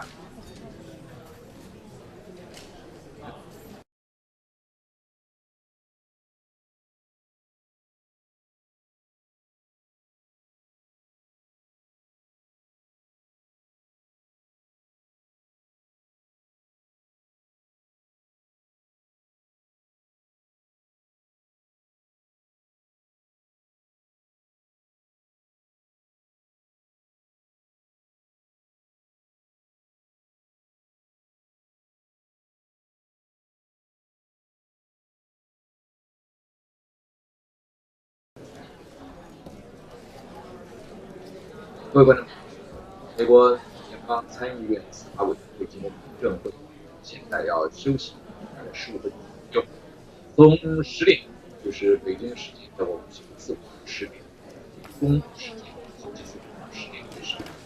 现在就是要是听了福特女士证，然后这个国会议员呢也陆续发言，在国会议员可以听的。样，尤其是民主党提出了几个重点，大家来说明。像是问这女士说，当时啊，你这个对冒犯有多大的程度认为那就是这福特女士回答是100%一定不会错。还有这个议员呢，就是问他想伤害。那么福特女士说到现在，她的这个住家还有2道门，也就是当时遭到了这个侵害在她心里是一个挥之不去的阴影。那么也有议员问到，就是说这个你要为什么隐忍了这么多年，30多年之后才把它讲出来？这福特女士说，她说我只是没有公开讲，她说我接受了这个很长时间的心理咨商和辅导，所以呢，我是告诉这个心理医生了。那么在这个共和党这边呢提出来的观点呢，其中一个就是说，这个在了解了福特女士的情况之后呢，福特女士所说的几个人，那么共和党跟他们接触过，这个在司法委员会共和党也是多数党，整个的国会里面都是多数党。所以主席格莱斯利就说呢，跟这几个人接触过。福特女士说，当时发生这个事情的时候，在场的其他几位同学，但是这几位同学呢，他们这个答案都是负面的，就是说或者是没有看到，或者是没有在那个地方。那么这个福特女士说，当时在场的除了这个福特女士自己之外，另外还有一个女孩。然后呢，这个对面最少有4个男生，那么卡瓦诺是一个，还有 Mark Judge 是一个。那么这个在今天一开始这个共和党和民主党就这个有一个很强烈的这个观念上或者做法上的强烈对比，也就是这个民主党方面说应该要请这个联邦调查局来详细调查这件事情。那么这个共和党方面的回应就是说，在总统提名，这个所谓总统提名不只是说这一次川普总统提名，因为呢，在这个2006年12年前的时候当时小布什总统就是提名卡瓦诺作为这个上诉法院的法官，当时呢也是就已经经过了安全查核。这个安全查核呢，就是要查你这个人的身家是否清白，包括有没有这个不当的这种在性方面的这个作为。所以呢，这个共和党认为说，这个联邦调查局其实也已经表示了，他们不再查这个事情，因为该查的老早就已经查过了。那么再有一个呢，这个就是说有关于证人，在民主党方面就是应该要发传票，这个传票者也呢，就是不管你想来不想来，这个传票发出去就跟法庭一样的，那你就非来不可，不来那就是这个有责任有刑事责任的，所谓藐视法庭等等。那么这个共和党的这个说法就是说，跟他们联系过了，他们觉得这个不说觉得，他们的回应就是这个不了解这个情况，或者不记得有这个事情的等等，所以呢，这共和党不请他们了。就是说这个司法委员会因为司法委员会共和党是多数党就不请了。那么这个民主党就是说，这些证人那就应该不管他怎么回应，就是应该发传票给他们，把他们找来。那么这个格莱斯利之前呢，就是这个司法委员会主席之前已经说了，他说呢，就是请什么人不请什么人，要请多少人，这都是这个宪法所赋予司法委员会的职权，那不能说今天谁要求这么做就按照谁的意思去做。然后呢，从开始主席就讲了，说这个是今天必须是在一个让福特女士感觉到很安全，然后呢，这个是一个比较有尊严的情况之下，还用了一个字 comfortable 就是感觉上比较舒坦，然后来说他过去这个遭遇。那么这个主要的就是还有一位这个检察官，这个检察官呢是女性的，她曾经承办过很多这种性犯罪方面的案件，她来提问。然后呢，这个同时呢也请了就是这个检察官去来问福特女士那么有关的一些这个细节，比方说你当时这个有没有喝酒？福特女士就是说，福特女士自己没有喝酒，但是这个她说这个卡瓦诺到这个当时他们这个同学聚会的场合之前，那么已经喝了酒。那么这个是今天我看看这个还有这个主席今天讲了说，在这个听证会上，如果说这个福特女士你要休息，随时就可以休息。然后呢，你这个尽可能的把你所记得的事情啊，在这个把它这个详细的说明。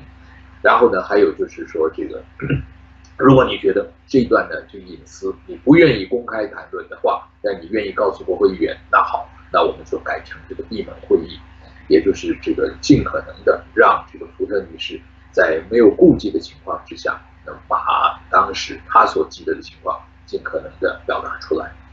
然后这个福特女士啊，她也提到了，她说她当时就不记得是怎么回家的，也就是说受到这个惊吓是非常大的。然后呢，这个福特女士啊，在这个今天到现在为止进行的最后一段的时候，她提到一个什么事情？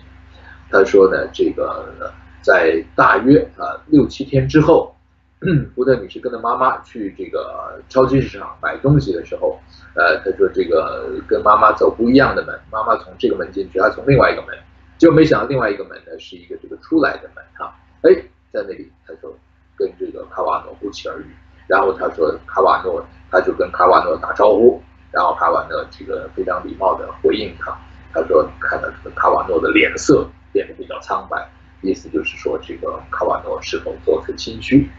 这个是到目前为止的这个听证会所进行的情况。这个大家一定会很好奇，说这个听证会还要进行多久？答案是不知道。因为呢，这个除了每一个议员呢，他发言5分钟之外，那么福特女士的回答是不受时间限制的。要让他这个能够这个所谓的畅所欲言了。当然这个畅这个字不是很恰当，因为今天刚才在他一开始的陈述的时候，声音呢几度为之哽咽。任何人遭遇的这样的事情呢，都是非常不幸的、非常痛苦的经历。在之前呢，这个卡瓦诺接受媒体访问的时候，他也讲，他说他不怀疑，说这个不管是福特女士或者另外一位出来指控他的这个雷米雷兹女士，他们甚至在这个某一个地方、某一个时候曾经有过这样的这个不幸的遭遇，但是我卡瓦诺不是其中的一部分，就是说可能是别人的事情，对他们这个有这样的这个性侵犯。好了，现在是这个要继续这个休息几分钟，然后呢，司法委员会会继续开会，我们也会这个继续为大家直播。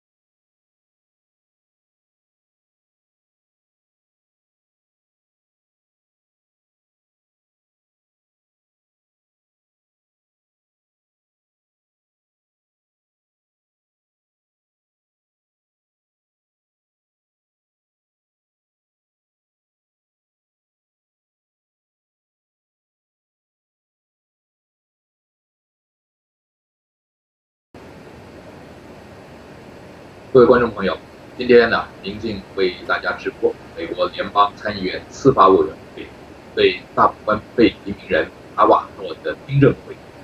事实上，这个听证会啊，在8月份已经举行了4天了。今天啊，根据司法委员会统计，这4天当中啊，包含事前提出的书面问题，包含在现场询答口头的提问，一共问了1300个问题。可是呢，这个到今天为止，这个是第5天呢，这是一个增加的这一天，而增加的这一天呢，也就远远超过当时啊那4天那1300多个问题提问关注的程度。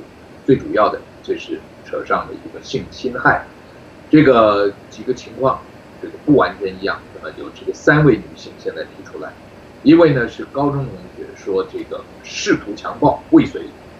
另外呢是个大学同学说呢这个裸露下体给这个女同学看，然后呢这个第3个最新的是昨天，然后这个女性呢她说当时这个是好几个人对这个女性轮暴，然后呢卡瓦诺是在现场，怀疑卡瓦诺根本呢不只是旁观，而且是组织这个性侵害的，所以呢这个情节是极其严重的。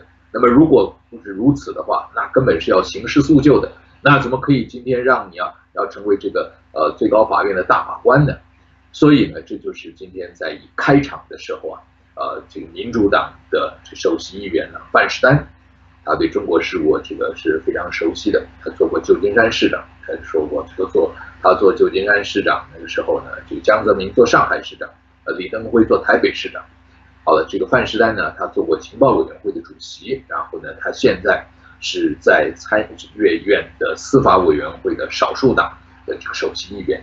这个范士丹呢，就提了几个这个说民主党所提出的要求，结果呢，司法委员会都没有同意，因为这个司法委员会本身呢，跟整个的参议院的生态结构是一样的，共和党是多数党，那么共和党呢，他这个对于很多事情，按照民主党看法是做得不够的。比方说，一个我们刚才提到了，就是应该要请联邦调查局来深入调查；另外一个就是要对所有的福特女士所说的当时在场的或者知情的人要发传票，这个强令他们必须要来作证。大家知道，在这个美国听证会如果是今天你开机比较早的话，就可以看到，就是你开始的时候，这个主席他一定是起立，然后呢，请这个要来作证的人，就这个福特女士这个要站起来，然后这个举右手要宣誓，就是说这个宣誓呢，就是我今天所讲的都是事实，而且呢是全然的事实。这个我们以前跟大家讲过，你不能只讲部分的事实，要把全部的情况讲出来。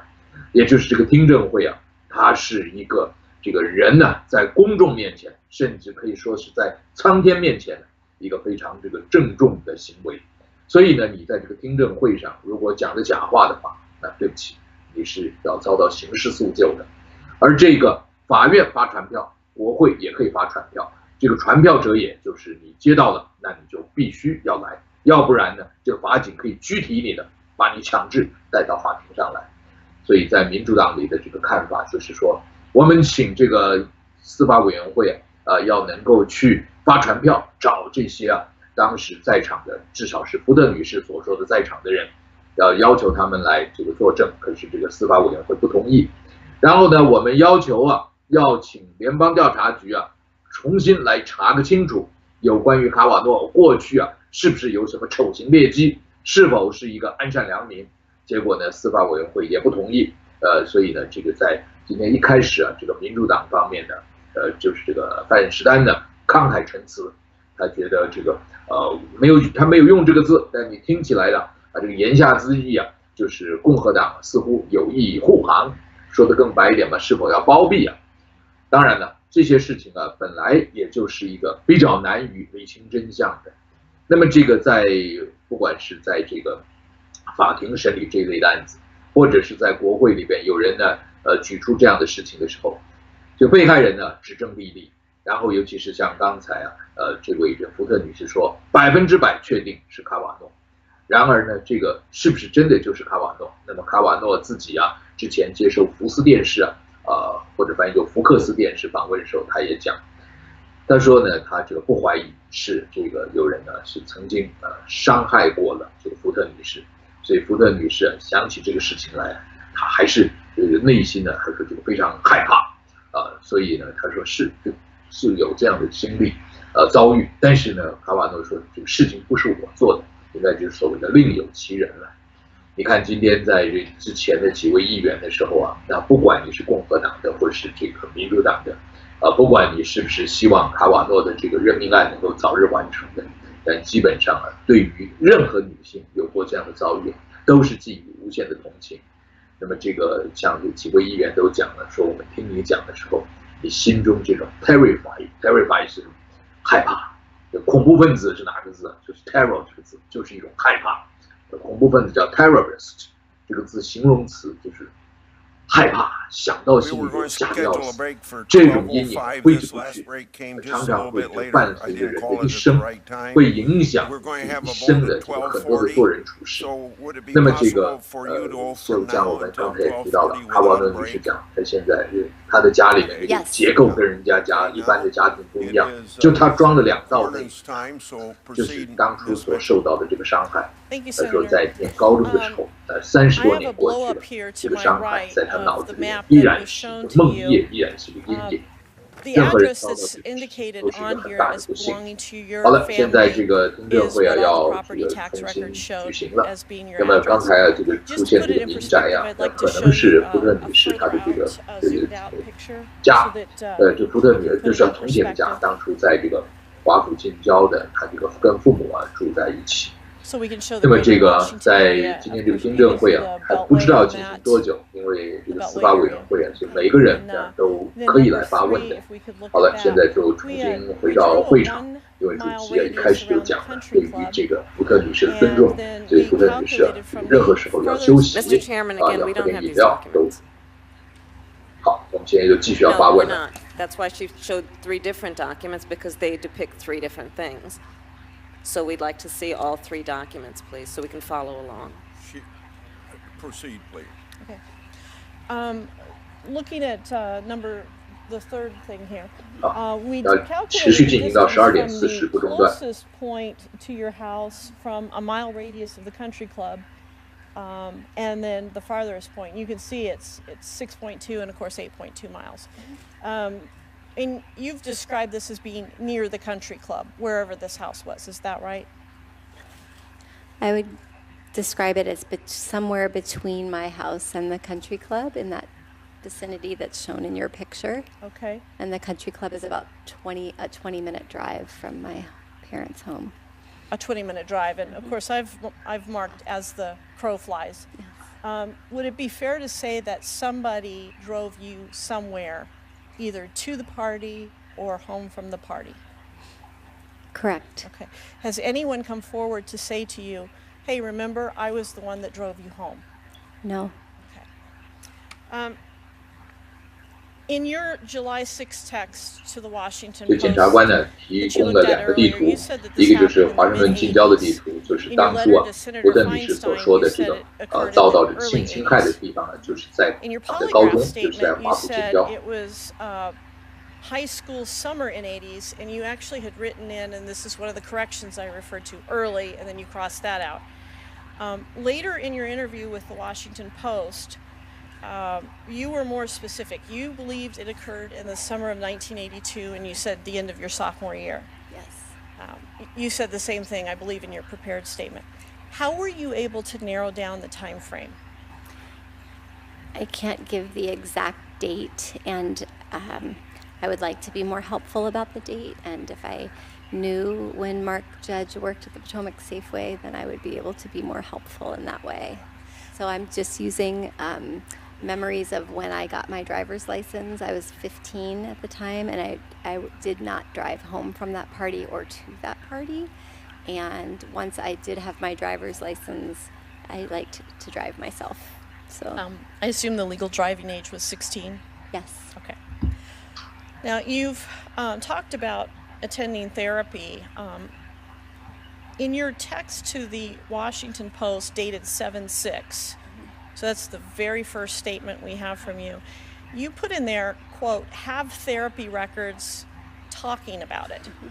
I want to make sure I understand that. Did you already have your therapy records at that time? I had looked at them online to see if they existed, yes. Okay, so this was something that was available to you via a computer, like a patient portal? Actually, no, it was in the office of a provider. Okay.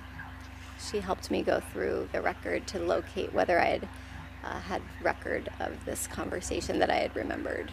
Did you show a full or partial set of those marriage therapy records to the Washington Post? I don't remember. I remember summarizing for her what they said. So I'm not quite sure if I actually gave her the record. Okay. So it's possible that the reporter did not see these notes. I don't know if I can't recall whether she saw them directly or if I just told her what they said. Have you shown them to anyone else besides your counsel? Just the counsel. Okay. Would it be fair to say that Brett Kavanaugh's name is not listed in those notes? His name is not listed in those notes. Would it also be fair to say that the therapist's notes that we've been talking about say that there were 4 boys in the room? It describes the sexual assault, and it says erroneously by 4 boys. So the therapist got the content of it wrong. And you corrected that to the Washington Post reporter, correct? Correct. Senator Whitehouse. Thank you, Chairman. Thank you, Dr. Blasey Ford. A lot of people are proud of you today. From a prosecutor's eye view, one of the hardest things that we have to do is to speak to somebody who's come forward with an allegation of sexual assault and let them know that we can't provide the evidence to go forward to trial. It's a hard day for the prosecutor to do that. And so, both because making a sincere and thorough investigative effort is such an important consolation to the victim in that circumstance, and because it's what you're obliged to do professionally, sincere and thorough investigation is critical to these claims in a prosecutor's world.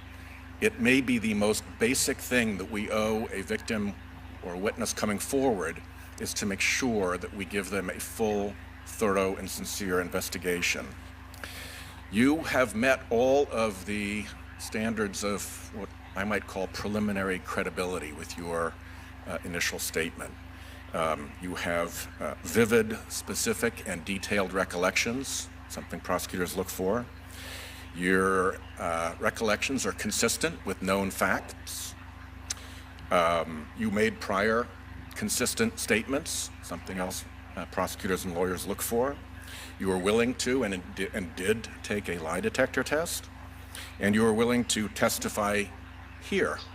Here you are, subject to professional cross-examination by a prosecutor.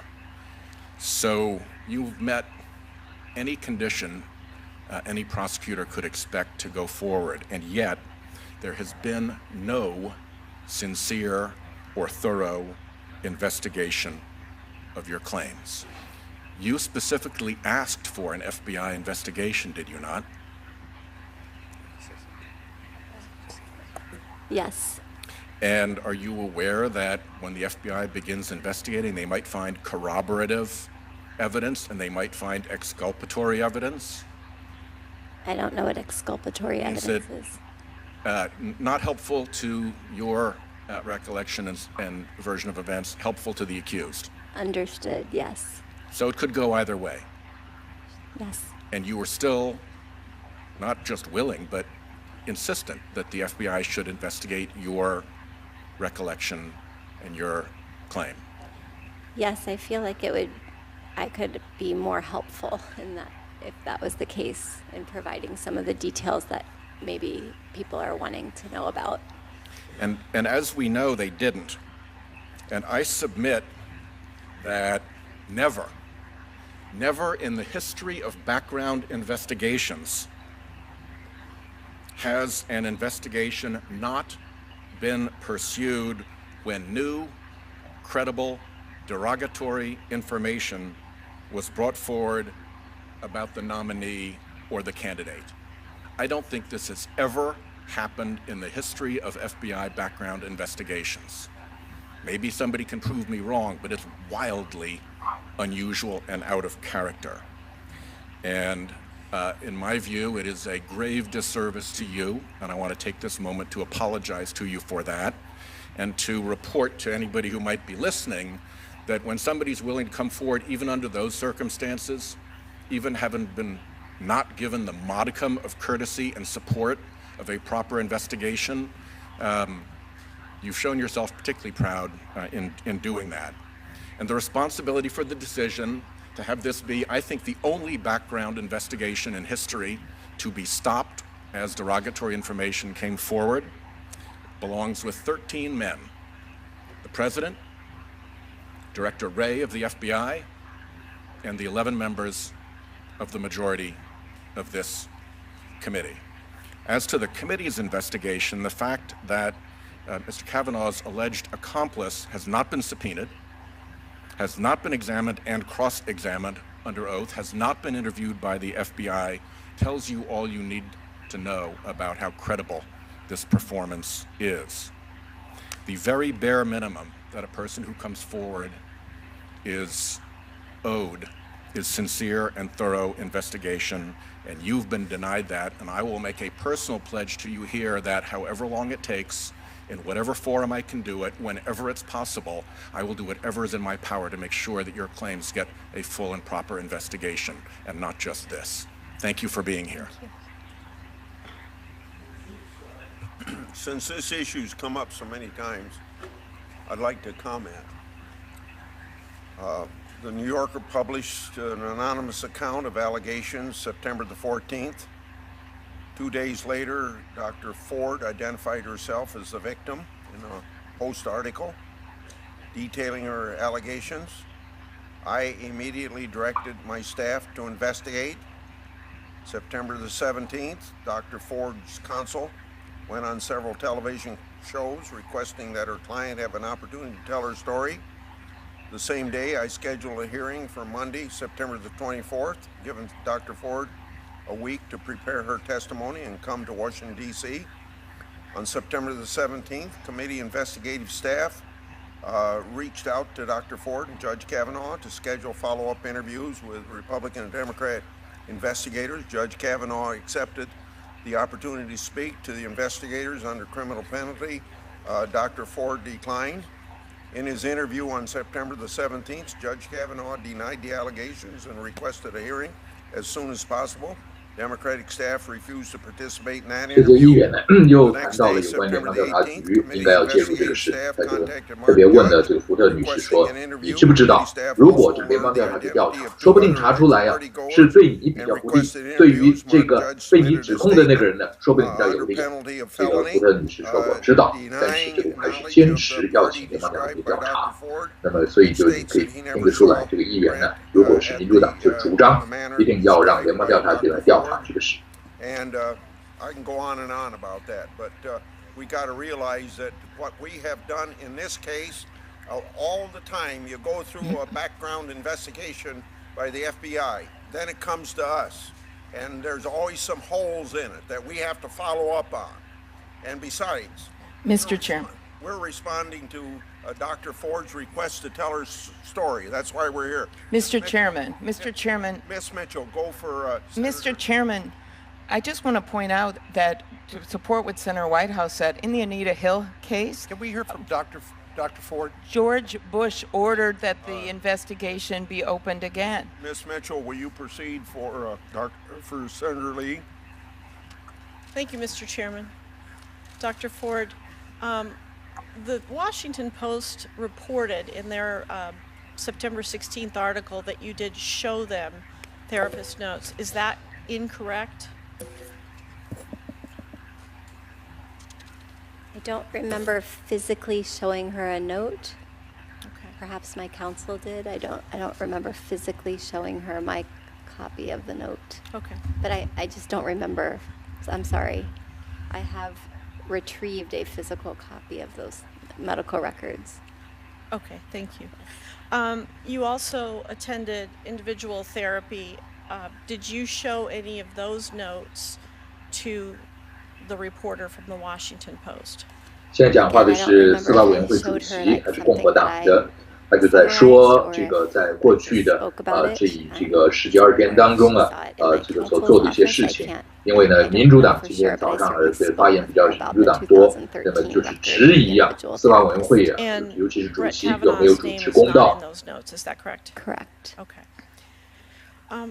In reading the 好，现 Washington 在这 Post 个 article, it mentions 他的 that 同僚 this 说，这 incident 个 that we're 我们 here 要提醒 about 主席，当时啊，在1991年的时候发生类似事情的时候，这个老布希总统啊就请联邦调查局重新调查被提名人当时是 Clarence Thomas 他的这个身家背景，意思就是说，今天呢重新请联邦调查局调查，这个是有前例可循的。I think that's a great question. I think the etiology of anxiety and PTSD is multifactorial.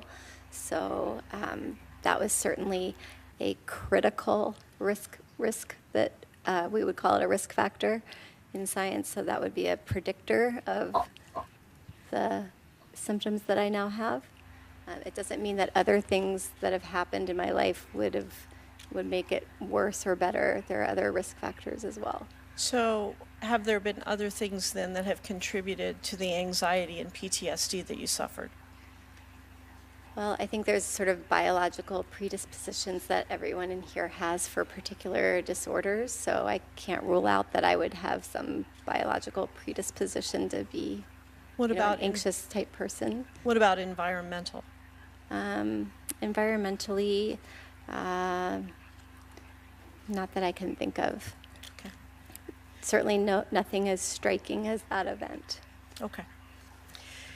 In your interview with the Washington Post, you said that you told your husband early in your marriage that you had been a victim of, and I quote, physical abuse. In your statement, you said that before you were married, you told him that you had experienced, quote, a sexual assault. Do these two things refer to the same incident? Yes. And at either point on these two times, did you use any names? No. May I ask, Dr. Ford, how did you get to Washington? In an airplane. Okay. I asked that because it's been reported by the press that you would not submit to an interview with the committee because of your fear of flying. Is that true? Well, I was hoping that they would come to me, but then realized that was an unrealistic request. It would have been a quicker trip for me. Yes. So that was certainly what I was hoping, was to avoid having to get on an airplane, but I eventually was able to get up the gumption with the help of some friends and get on the plane. When you were here in the mid-Atlantic area back in August, end of July, August, how did you get here? Also by airplane. I come here once a year during the summer to visit my family. Okay. I'm sorry, not here. I go to Delaware. Okay. In fact, you fly fairly frequently for your hobbies, and you've had to fly for your work. Is that true? Correct, unfortunately. You were a consulting biostatistician in Sydney, Australia. Is that right? I've never been to Australia, but the company that I worked for is based in Australia, and they have an office in San Francisco, California. Okay. I don't think I'll make it to Australia. It is long. I also saw on your CV that you list the following interests of surf travel, and you, in parentheses, put Hawaii, Costa Rica, South Pacific Islands, and French Polynesia. Have you been all to those places? Correct. By airplane? Yes. And your interests also include oceanography, Hawaiian and Tahitian culture. Did you travel by air as a part of those interests? Correct. Okay. Thank you very much. Easier for me to travel going that direction when it's a vacation. 因为福特女士在接受这个华盛顿邮报访问的时候，也谈到了说她这个害怕飞行，飞行是一个密闭的空间，会这个可能会让她重新激起这个她这种不愉快的回忆。我这个议员就是问说你是不是飞过这里，飞过那里？就是这个要说明一件事，就是她还是现在还是常常搭乘飞机。And you've had to tell your story before the entire nation. For so many years, people swept cases like yours under the rug. They'd say what happens inside a house didn't belong in the courthouse. Well, the times have changed. So I just want to thank you for coming forward today and for sharing your report with us. Now, I understand that you've taken a polygraph test. Dr. Ford found that you were being truthful when you described what happened to you. Can you tell us why you decided to take that test? I was meeting with attorneys. I was interviewing various attorneys, and the attorneys asked if I was willing to take it, and I said absolutely. That said, it was almost as anxiety-provoking as an airplane flight. Okay. And you've talked about your recollections and seeing Mark Judge at that Safeway. If there had been an appropriate reopening of this background check and FBI interviews, would that help you find the time period if you knew when he worked at that Safeway? I feel like I could be much more helpful if I could be provided with 他同意议员所说的，如果让联邦调查局重新来调查这个卡瓦诺，调查这个事件的话，也许可以让真相更清楚地浮现。I don't expect you know this, but statements made to medical professionals are considered to be more reliable. There's a federal rule of evidence about this. You told your counselor about this back in 2012. Is that right? My therapist, my individual therapist, correct. Right. And I understand that your husband was also present when you spoke about this incident in front of a counselor, and he recalls you using Judge Kavanaugh's name. Is that right? Yes, I just have to slow down a minute because I might have been confusing. So there were two separate incidents where it's reflected in my medical record. I talked about it more than those 2 times. But therapists don't typically write down content as much as they write down process. They usually are tracking your symptoms and not your story and the facts. I just happened to have it in my record twice. So the first time is in 2012 with my husband in couples therapy with the quibbling over the remodel, and then in 2013 with my individual therapist. So if someone had actually done an investigation, your husband would have been able to say that you named his name at that time. Correct. Okay. 当时先生可以跟他一起去看医生，所以如果联邦调查局重新调查的话，那么就可以得出来说，2012年的时候他就已经讲到了卡瓦诺就是当年侵害他的这个人。Yes. So as I stated before, once I was unsuccessful in getting my information to you before the candidate was chosen. My original intent was to get the information when there was still a list of other candidates available. And once that was not successful, and I saw that persons were very supportive of the nominee, I tracked it all summer and realized that when I was calculating that risk-benefit ratio that it looked like I was going to just, suffer only for no reason. Okay. From my experience with memory, I remember distinctly things that happened to me in high school or happened to me in college, but I don't exactly remember the date. I don't exactly remember the time. I sometimes may not even remember the exact place where it occurred, but I remember the interaction. And many people are focused today on what you're not able to remember about that night. I actually think you remember a lot. I'm going to phrase it a little differently. Can you tell us what you don't forget about that night? The stairwell, the living room, the bedroom, the bed on the right side of the room. As you walk into the room, there was a bed to the right. The bathroom in close proximity. The laughter, the uproarious laughter. and the multiple attempts to escape and the final ability to do so.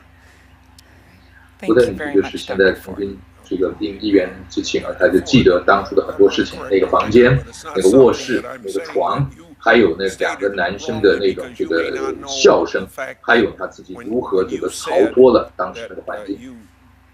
Didn't think it was possible for us to go to California as a committee or our investigators to go to California to talk to you. We did, in fact, offer that to you, and we had the capability of doing it, and we would have done it anywhere or anytime. So, Thank you. And Mr. Chairman, could I put the polygraph results on the record, please? 是要把这个测谎的结果列入我们的记录。Is there any objection? well, let us see the chart. The polygraph? 因为这个测谎的结果在法律上的效力是有限度的，但这个福特女士接受过测 Can 谎。 we have the underlying charts too? The underlying charts?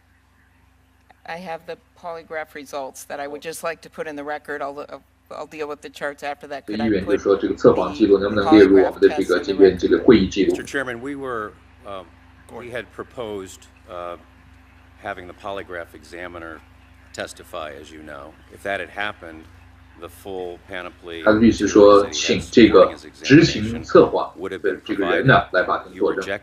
他说我们这个曾经提出过，后来但是司法委员会没有同意。 And on September 26, Mr. Chairman, this was actually sent to your chief counsel, and I just want to share it with America so that they have this report as well.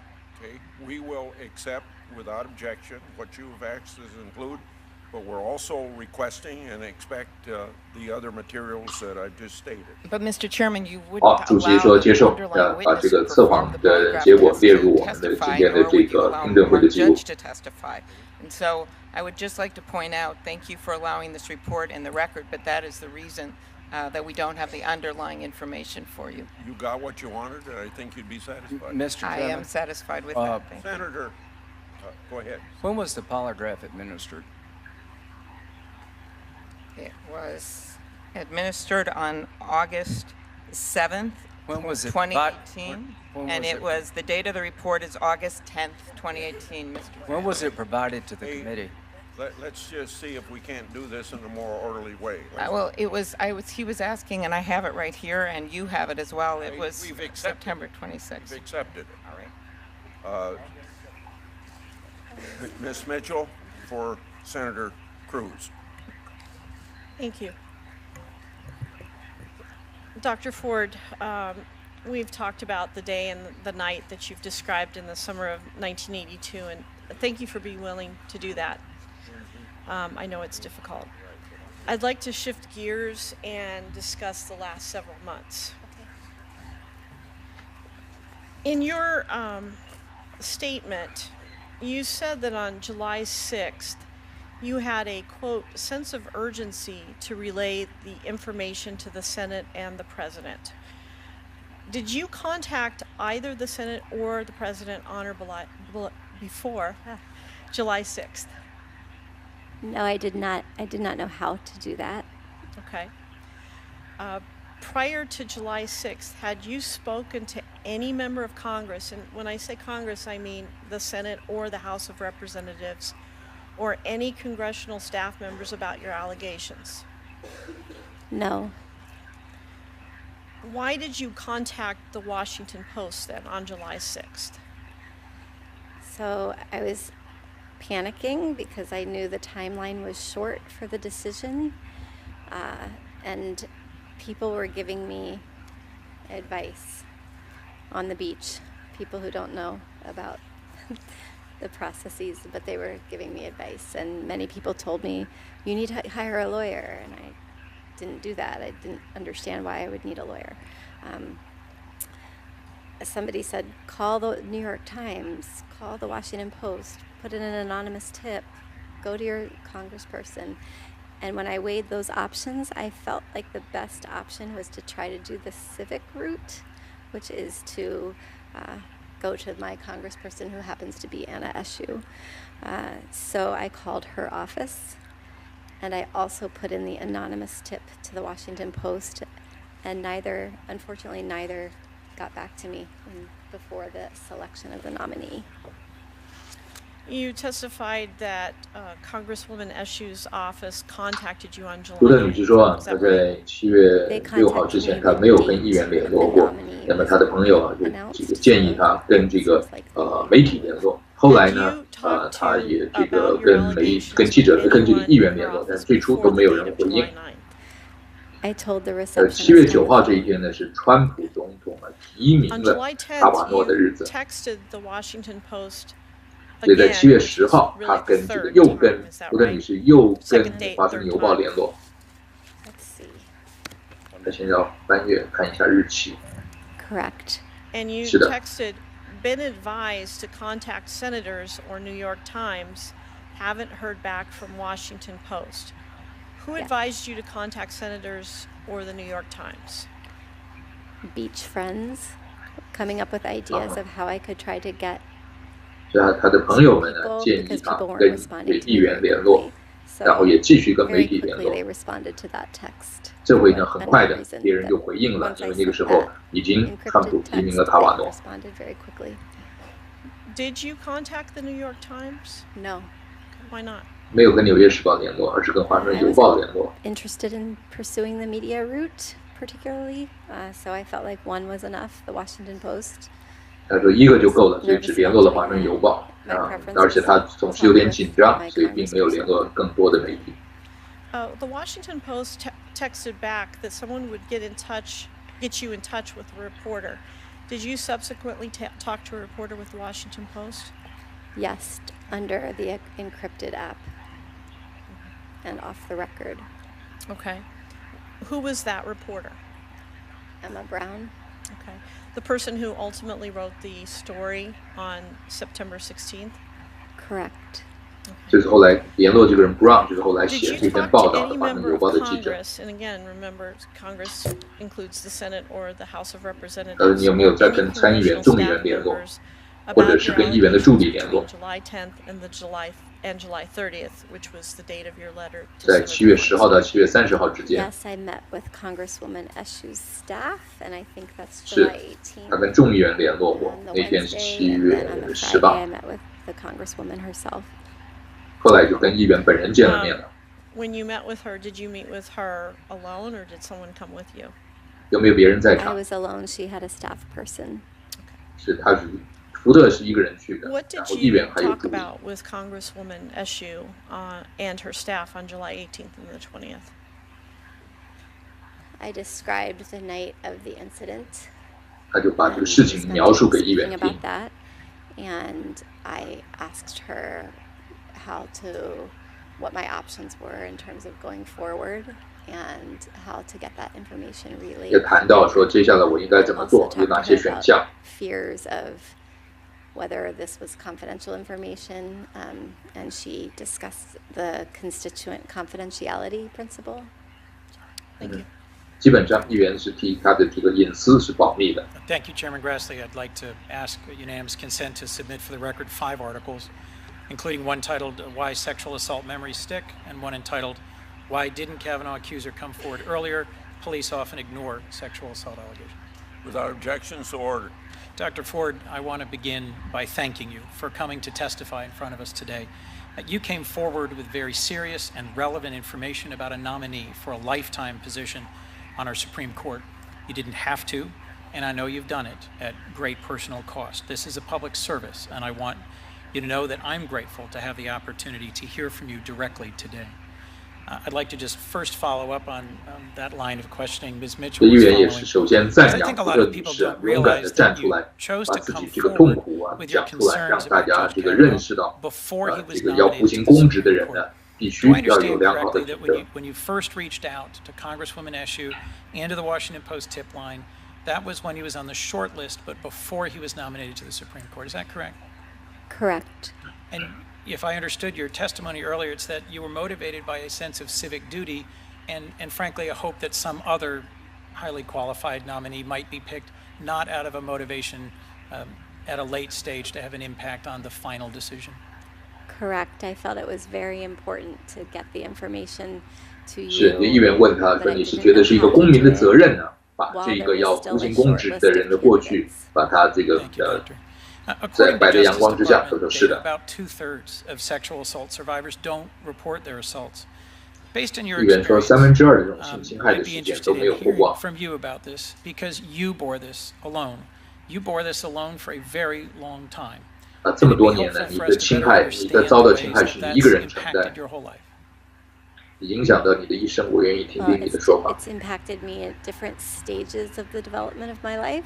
So the 他说， immediate 在生命 impact 不同的阶段呢， was, 就造成不同 probably 的 the 冲击。 worst. So the first 4 years, I think I 头 described 4年最辛 earlier 苦，最糟糕。 fairly disastrous first 2 years of undergraduate studies 对 at University of North 上了大 Carolina, 学前2年都还是一种这个 where I 灾 was 难。 finally able to pull myself together.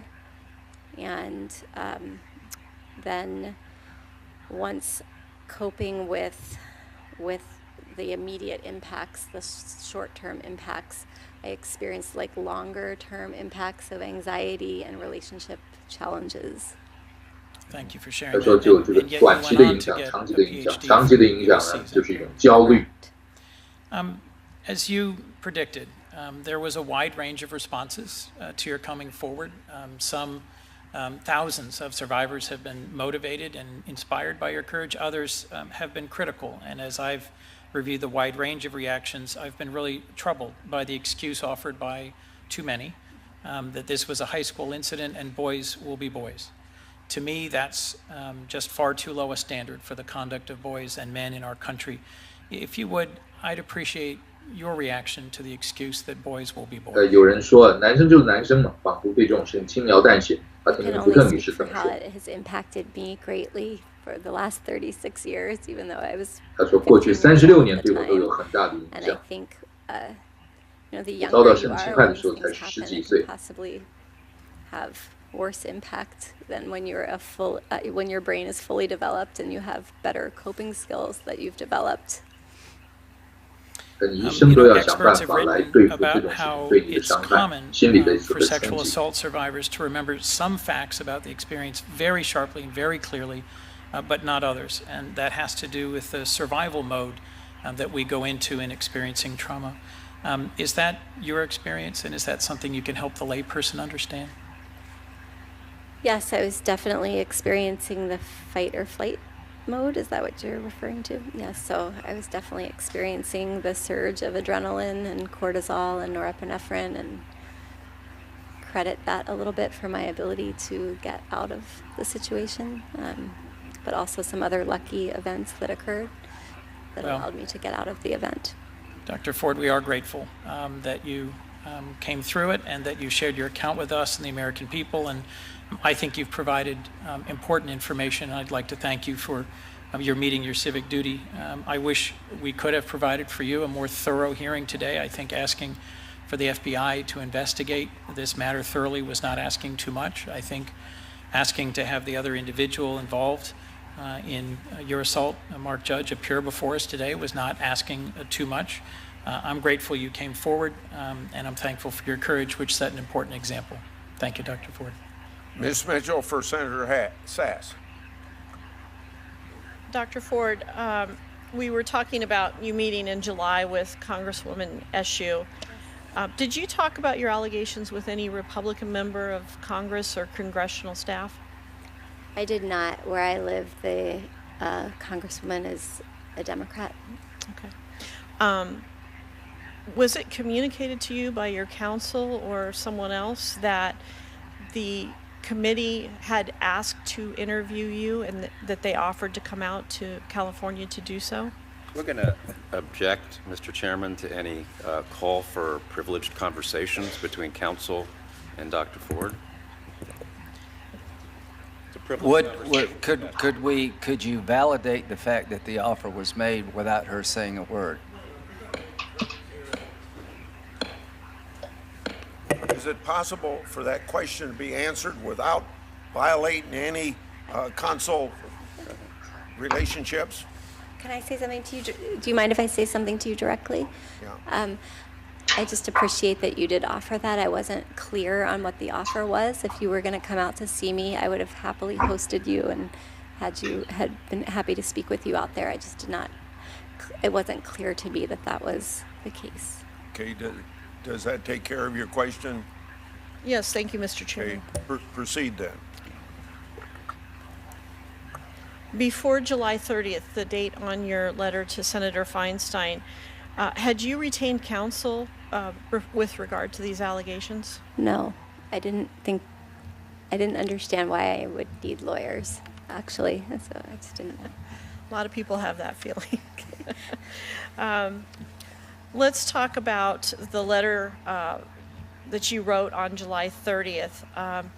You asked Senator Feinstein to maintain confidentiality, quote, until...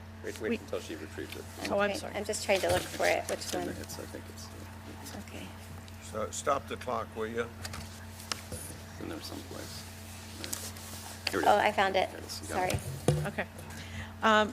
You asked Senator Feinstein to maintain confidentiality until we have had further opportunity to speak, and then said you were available to speak further, vacationing in the Mid-Atlantic until August 7th. Is that correct?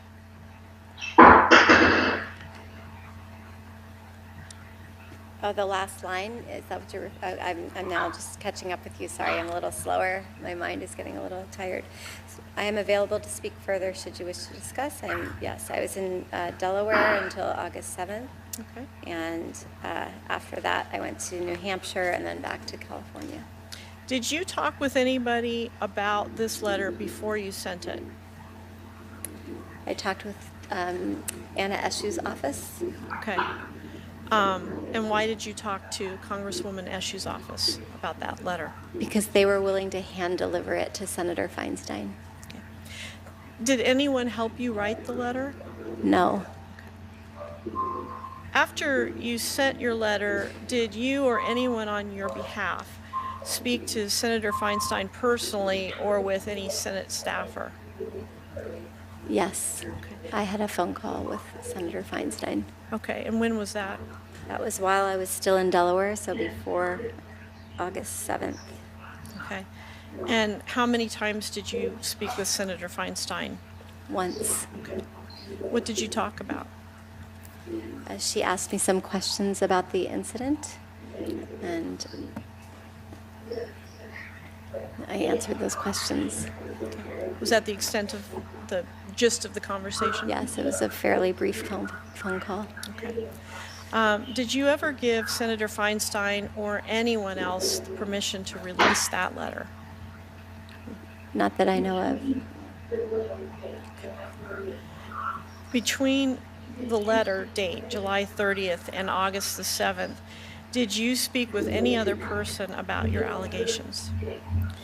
Could you say the dates again? Between the letter date of July 30th and August 7th, so while you were still in Delaware, did you speak with any other person about your allegations? I'm just trying to remember what dates that, Stop the... You're asking her with the Yeah, exclusion of any lawyers stop that the she may clock. have spoken with, correct? Correct. oh, correct. I think correct then. I was interviewing lawyers, Start but the I was clock.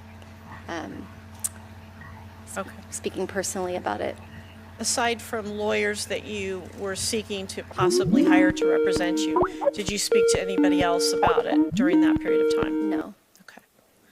I was staying with my parents at the time. Did you talk to them about it? Definitely not. Okay. So would it be fair to say that you retained counsel during that time period of July 30th to August 7th? I can't remember the exact date, but it was I was interviewing lawyers during that period of time, sitting in the car, in the driveway, and in the Walgreens parking lot in Rehoboth, Delaware, and trying to figure out how the whole system works of interviewing lawyers and how to pick one, et cetera. So You testified earlier that you didn't see the need for lawyers, and now you're trying to hire them. What made you change your mind? it seemed like most of the individuals that I had told, which didn't, the total was not very high, but those persons advised me to, at this point, get a lawyer for advice about whether to push forward or to stay back. Did that include Congresswoman Eshoo and Senator Feinstein? No. I want to thank Dr. Ford for what you said about acknowledging that we had said we'd come to California. Senator Blumenthal. Thanks, Mr. Chairman.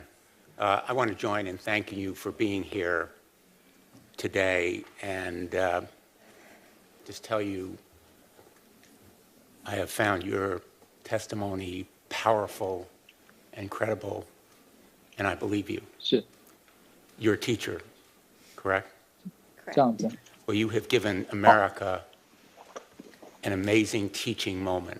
这样就摊在这边，我把座位往前移，我把那个镜头 You 往 may 前 have 移， other moments in the classroom, 还 but 不再 you 远一点。 have inspired and you have enlightened America. You have inspired and given courage to women to come forward, as they have done to every one of our offices and many other public places. You have inspired and you have enlightened men in America to listen respectfully to women survivors and men who have survived sexual attack. And that is a profound public service, regardless of what happens with this nomination. And so the teachers of America, the people of America, should be really proud of what you have done. Let me tell you why I believe you.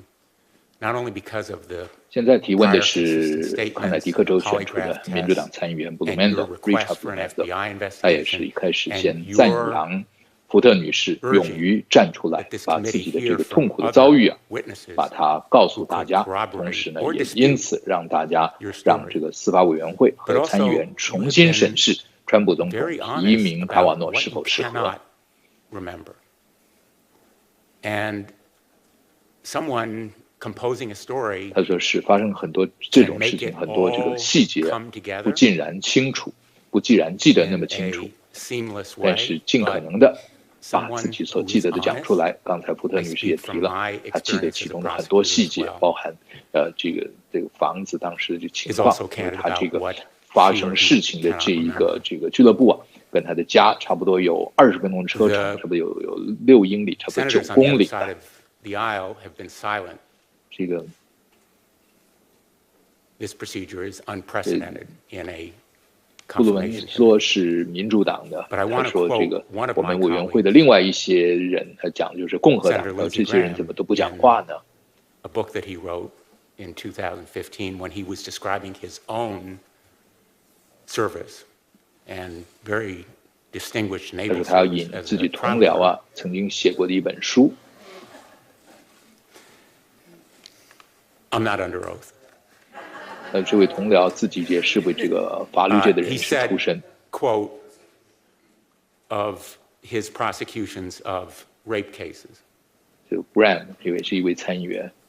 I learned how much unexpected courage from a deep and hidden place it takes for 他 a 说，在 rape 这个 victim 不见 or 天日的地 sexually 方啊，有 abused 多少人呢 child？他们这个 to 痛苦 testify 要让他 against 讲出 their 来。 assailant. 这个性 I 侵的、 learned how 性 much 虐待的 courage 这些 from a 被害 deep 人 and hidden place it 我们 takes 格外要对他 for a 们这个 rape 尊重 victim or sexually 格外要 abused 表彰 child 他 to 们如果把它 testify 讲出来了所 against 代 their 表的这种 assailant. 勇气啊。 If we agree on nothing else today, I hope on a bipartisan basis we can agree on how much courage it has taken for you 他说我们今天应该是两党 and I think 都 you 应 have 该啊 earned 对这个福特 America's 女士 gratitude. 站出来，把这些事情讲出来， Now, 我们要肯定 There's 她的 been 勇 some 气。 talk about your requesting an FBI investigation, and you mentioned a point just a few minutes ago that you could better estimate the time that you ran into Mark Judge if you knew the time that he was working at that supermarket. That's a fact that could be uncovered by an FBI investigation that would help further elucidate your account. Would you like Mark 提 Judge 到 to 了 be 这个 interviewed in Mark connection Judge with 就是 the 当时 background 啊， investigation 也是他们的 and 同学，说他 the 了解这个情况， serious 所以呢，这又谈到了最初民主党所强调的，就是应该让联邦调查局要来介入调查，然后要对这些当时在场的人呢发传票。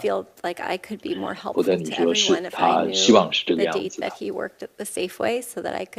Give a more specific date of the assault. Well, it's not up to you. It's up to the President of the United States, and his failure to ask for an FBI investigation. 布伦说这个事情啊，现在应该要总统都应该讲话，要请这个司法委员会对这个事情啊，采取几个行动，就是包含请这个联邦调查局调查，包含呢。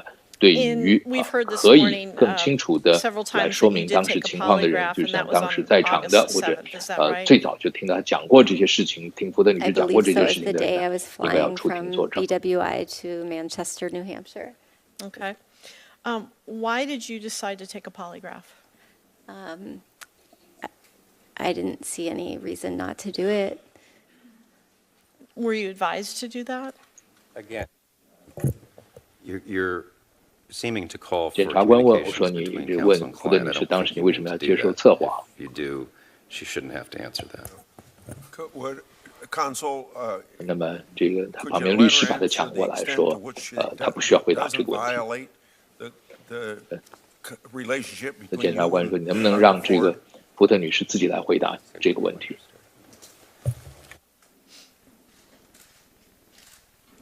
他说：“这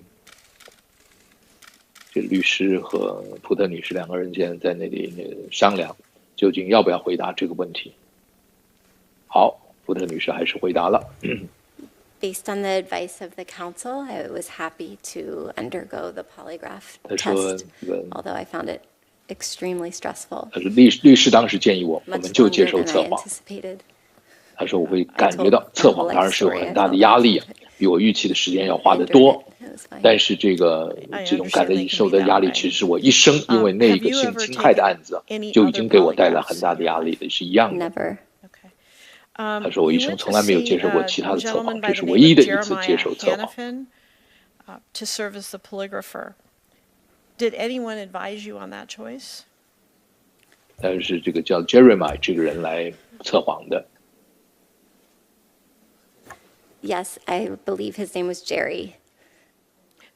Jerry Hannafin. 叫 Jerry Did anyone advise you on that 就是 choice? Jerry 嘛，好，现在知道他全名叫 Jerry Hannafin。Yeah, I didn't choose him myself. He was the person that came to 他说 do 不 the 是我挑的 polygraph test. 请人测谎。He actually 就是这么 conducted the 我接受到测 polygraph 谎之后 not 就 in 来 his 一个人 office in Virginia, 所以 but 他就 actually 来 at the 执行测谎 hotel 这个事情。 next to Baltimore Washington Airport. Is that 他 right? 说不是在这个特别的办公室，而是在这个巴尔的摩华盛顿国际机场旁边的一旅馆里。 Cemetery that day and was on tight schedule 那一 to 天 get 呢 a 去参 plane 加 to 这个祖 Manchester, 母的 New 丧礼， Hampshire. So he was willing to 然 come 后 to 行 me, 程很 which 满。 was appreciated. So he administered a 然后这个就 polygraph 接受 on 这 the 种 day 测谎。 that you attended your grandmother's funeral? Yeah, correct. Or it might have been the next day. I spent the night in the hotel. So 他说是当天或者是第二天吧，反正就在旅馆住了一晚。 Have you ever had discussions with anyone besides your attorneys on how to take a polygraph? 他说这个 never. 检察官问说你有没有和其他人讨论呢？要不要接受测谎这个事？他说从来没有讨论过， Any sort of 只有跟自己的律师 tips 讨 or 论过。 anything like that? No, I was scared of the test itself, but was 他 comfortable 说 that 我对这个测谎其实我也怕怕的， tell the information and the 但 test 是 would 呢，我觉得 reveal 这个 whatever 能够 it 把 was 这个讯息 going to 讲出 reveal. 来， I 接 didn't 受 expect 测 it to 谎 be 来 as long 证 as 明 it 我 was 所 going to 说 be, 的 so 是 it was 实 a 话 little bit 这样 stressful. 我会觉得比较好。 Have you ever given tips or advice to somebody who was 只是这个 looking 比我 to 预 take 期 a 的时间 polygraph 要 test? 长，所以我感觉到压力。 Did you pay for the polygraph yourself? 他说你有没有看过别人这种测谎啊？他说从 I 来没 don't 有 think 过。 so. Okay. Do you know who did pay for the polygraph? Not yet, no. 他说你知不知道是谁付钱来做这个测谎这件事情？他说我不知道，到现在为止不知道。 You have the handwritten statement that you wrote out. Did anyone assist you in writing that statement? 就是有没有人这个在测 No, but you 现 can 在 tell 写 how 的这个声 anxious 明 I 有没有人 was 帮 by 你 the 写的？ terrible 他说没有。 handwriting. we touched on it earlier, did you know that the committee has requested not only the charts from the polygraph test, but also any audio or video recording of the polygraph test? No. Okay. Were you audio 你 and 知不知道 video 我们这个 recorded 司法委员 when you 会 were 啊， taking that test? 要求这个有关于测谎的记录，他说我也 I 不知道 remember。being hooked up to a machine, like being placed onto my body, and being asked a lot of 但是 questions. 我就记得 and 当时这个测谎 crying 有一个东西连着我， a lot. 大家就是在 That's my primary 电 memory of 视 that 上 test. I 看过 don't know. 就是这 I know 样 he took 这个有 laborious 机器 detail into 线连着， explaining 然 what 后 he 就 was 开 going to 始 be doing, but 做一些这个测谎的 I 事情。 was just focused on kind of what I was going to say and my fear about that. I 他说我 wasn't 就 listening 专 to 注 every 于 detail 我应该 about 当时 the- 讲的， whether it 然 was 后我这 audio 个 or video 当年的 recorded. 心里的害怕。 Well, 他说 you 这 were 个 in a 很 hotel 多 room, 细节也 right? 不是记得那么清楚了， Um, 也没有 regular 注意到 hotel 这个 room 录 with 音录 bed 影。 and bathroom? No, it was a conference room. So I was sitting at a chair and he was behind me. Did you note any cameras in the room? 他说当时是 Well, 在 he 一个 had a 会议室里 computer 边 set 来做 up, 这个 so I guess I 测谎。 assumed that he was somehow taping and recording me. Okay, so you assumed you were being video and audio recorded, Correct. but you don't know for sure. I 他 don't 说 know for 他 sure. 他说你应该假设当时是会有录音录 We're 像 going， 他说是的。 to recess now for a half hour for lunch. Thank 好 you, 了， Dr. 主席 Ford. 现在宣布要休息半个小时，因为这个午餐时间到了。在午餐过后呢，还要继续进行这个听证会。好的，这个各位观众、各位网友啊，从现在算起来是2个半小时还多一点之前，在美国联邦司法参议院的司法委员会展开了这个第5天的听证，这是在原定计划之外加的一场听证，就是有关于最高法院大法官被提名人卡瓦诺，那么遭到连续几起有关于性侵、性骚扰、强暴未遂这样的指控之后，增加的一场听证会。这个听证会格外受到关注，今天这个美国的各媒体几乎也都是全程转播。受到关注很重要的原因呢，就是大法官大家知道他是要解释法律的，大法官的影响通常是超过总统，因为总统的任期4年、8年嘛，这个但是大法官是终身制的。那么大法官他们对于美国的这个整个的这个社会走向的影响他的这个时间呢是这个要超过总统的。而现在在美国这个国会里边呢，那这个保守派对不起，说这个在最高法院里保守派比自由派多1票。那么现在这个有一位保守派要退休了，现在就再补一个人进来。如果这个人变成是个自由派的人进来呢，那就变成自由派5比4占多数。保守派呢，当然就不愿意，或者说是保守派现在是卡瓦诺，就是一个虔诚的天主教徒，比较是一个保守派的。那么他这个如果替补了，那么参议院这个最高法院就继续是这个保守派居于多数，这当然是这个民主党所不愿意见到的。那么今天这个听证会就是让民主党有一个机会能够把这个卡瓦诺的这个提名这个案子把它挡下来。那么今天早上几位发言的都是民主党的议员，这个他们呢这个肯定卡瓦诺女士的勇于把自己的不幸的遭遇讲出来。那么这个进行的时间从开始就讲说，就是从10点钟开始到什么时候不知道。那么这个也就是说，现在是这个休息吃午饭，然后之后还要继续进行。那么今天早上这个福特女士她提到的这个一些这个当年不幸遭遇让人呢听的时候内心也是很沉重的。她说她这个当年的这个伤害对她的生活冲击是长远的。那么她今天这个出来作证，她说她心里头也是怕怕的，因为呢她也已经遭到了这个各样的恐吓和死亡威胁。可是呢她说她觉得她有责任把她当年的遭遇讲出来，她说这是一个公民的义务。那么为什么呢？有几个这个重要性。一个呢就是让这个所谓这个 Me Too 这个事情让大家知道还有多少妇女遭到这种侵害之后，那么隐忍多年，必须要把它讲出来。讲出来是一个非常好的治疗的方式。另外一个呢就是让其他遭到同样不幸的人呢有一个机会彼此打气。还有一个呢，就是这个最高法院的大法官，他所要从事的这个公职本身是受到高度尊崇的。大家知道历次的民意调查，最高法院的大法官在人民心目中的地位，大家对他这个尊重的程度，那都是超乎其他的这个所有人士，不管是公职、商业界、传播界等等。那么今天要来这个出任大法官这个人呢，他却是曾经有过这样这个不良前科的，所以呢，这个福特女士说，我觉得这是一个这个公民的义务，要把这个事情讲出来，不能让这样的人呢占据这样受到尊崇的位置。而福特女士今天早上还提到一个，她说100%确定，当时这个伤害我的、骚扰我的、企图性侵我的就是卡瓦诺。好了，这个听证会今天早上到这里去告一段落，休息一会儿。那应该是1点钟左右的时候，这个会恢复继续进行按照这个司法委员会排定的时间，在1点10分，就是还有差不多25分钟之后，那么我们到时候继续为大家来介绍有关的情况。好，先就到这里告一段落。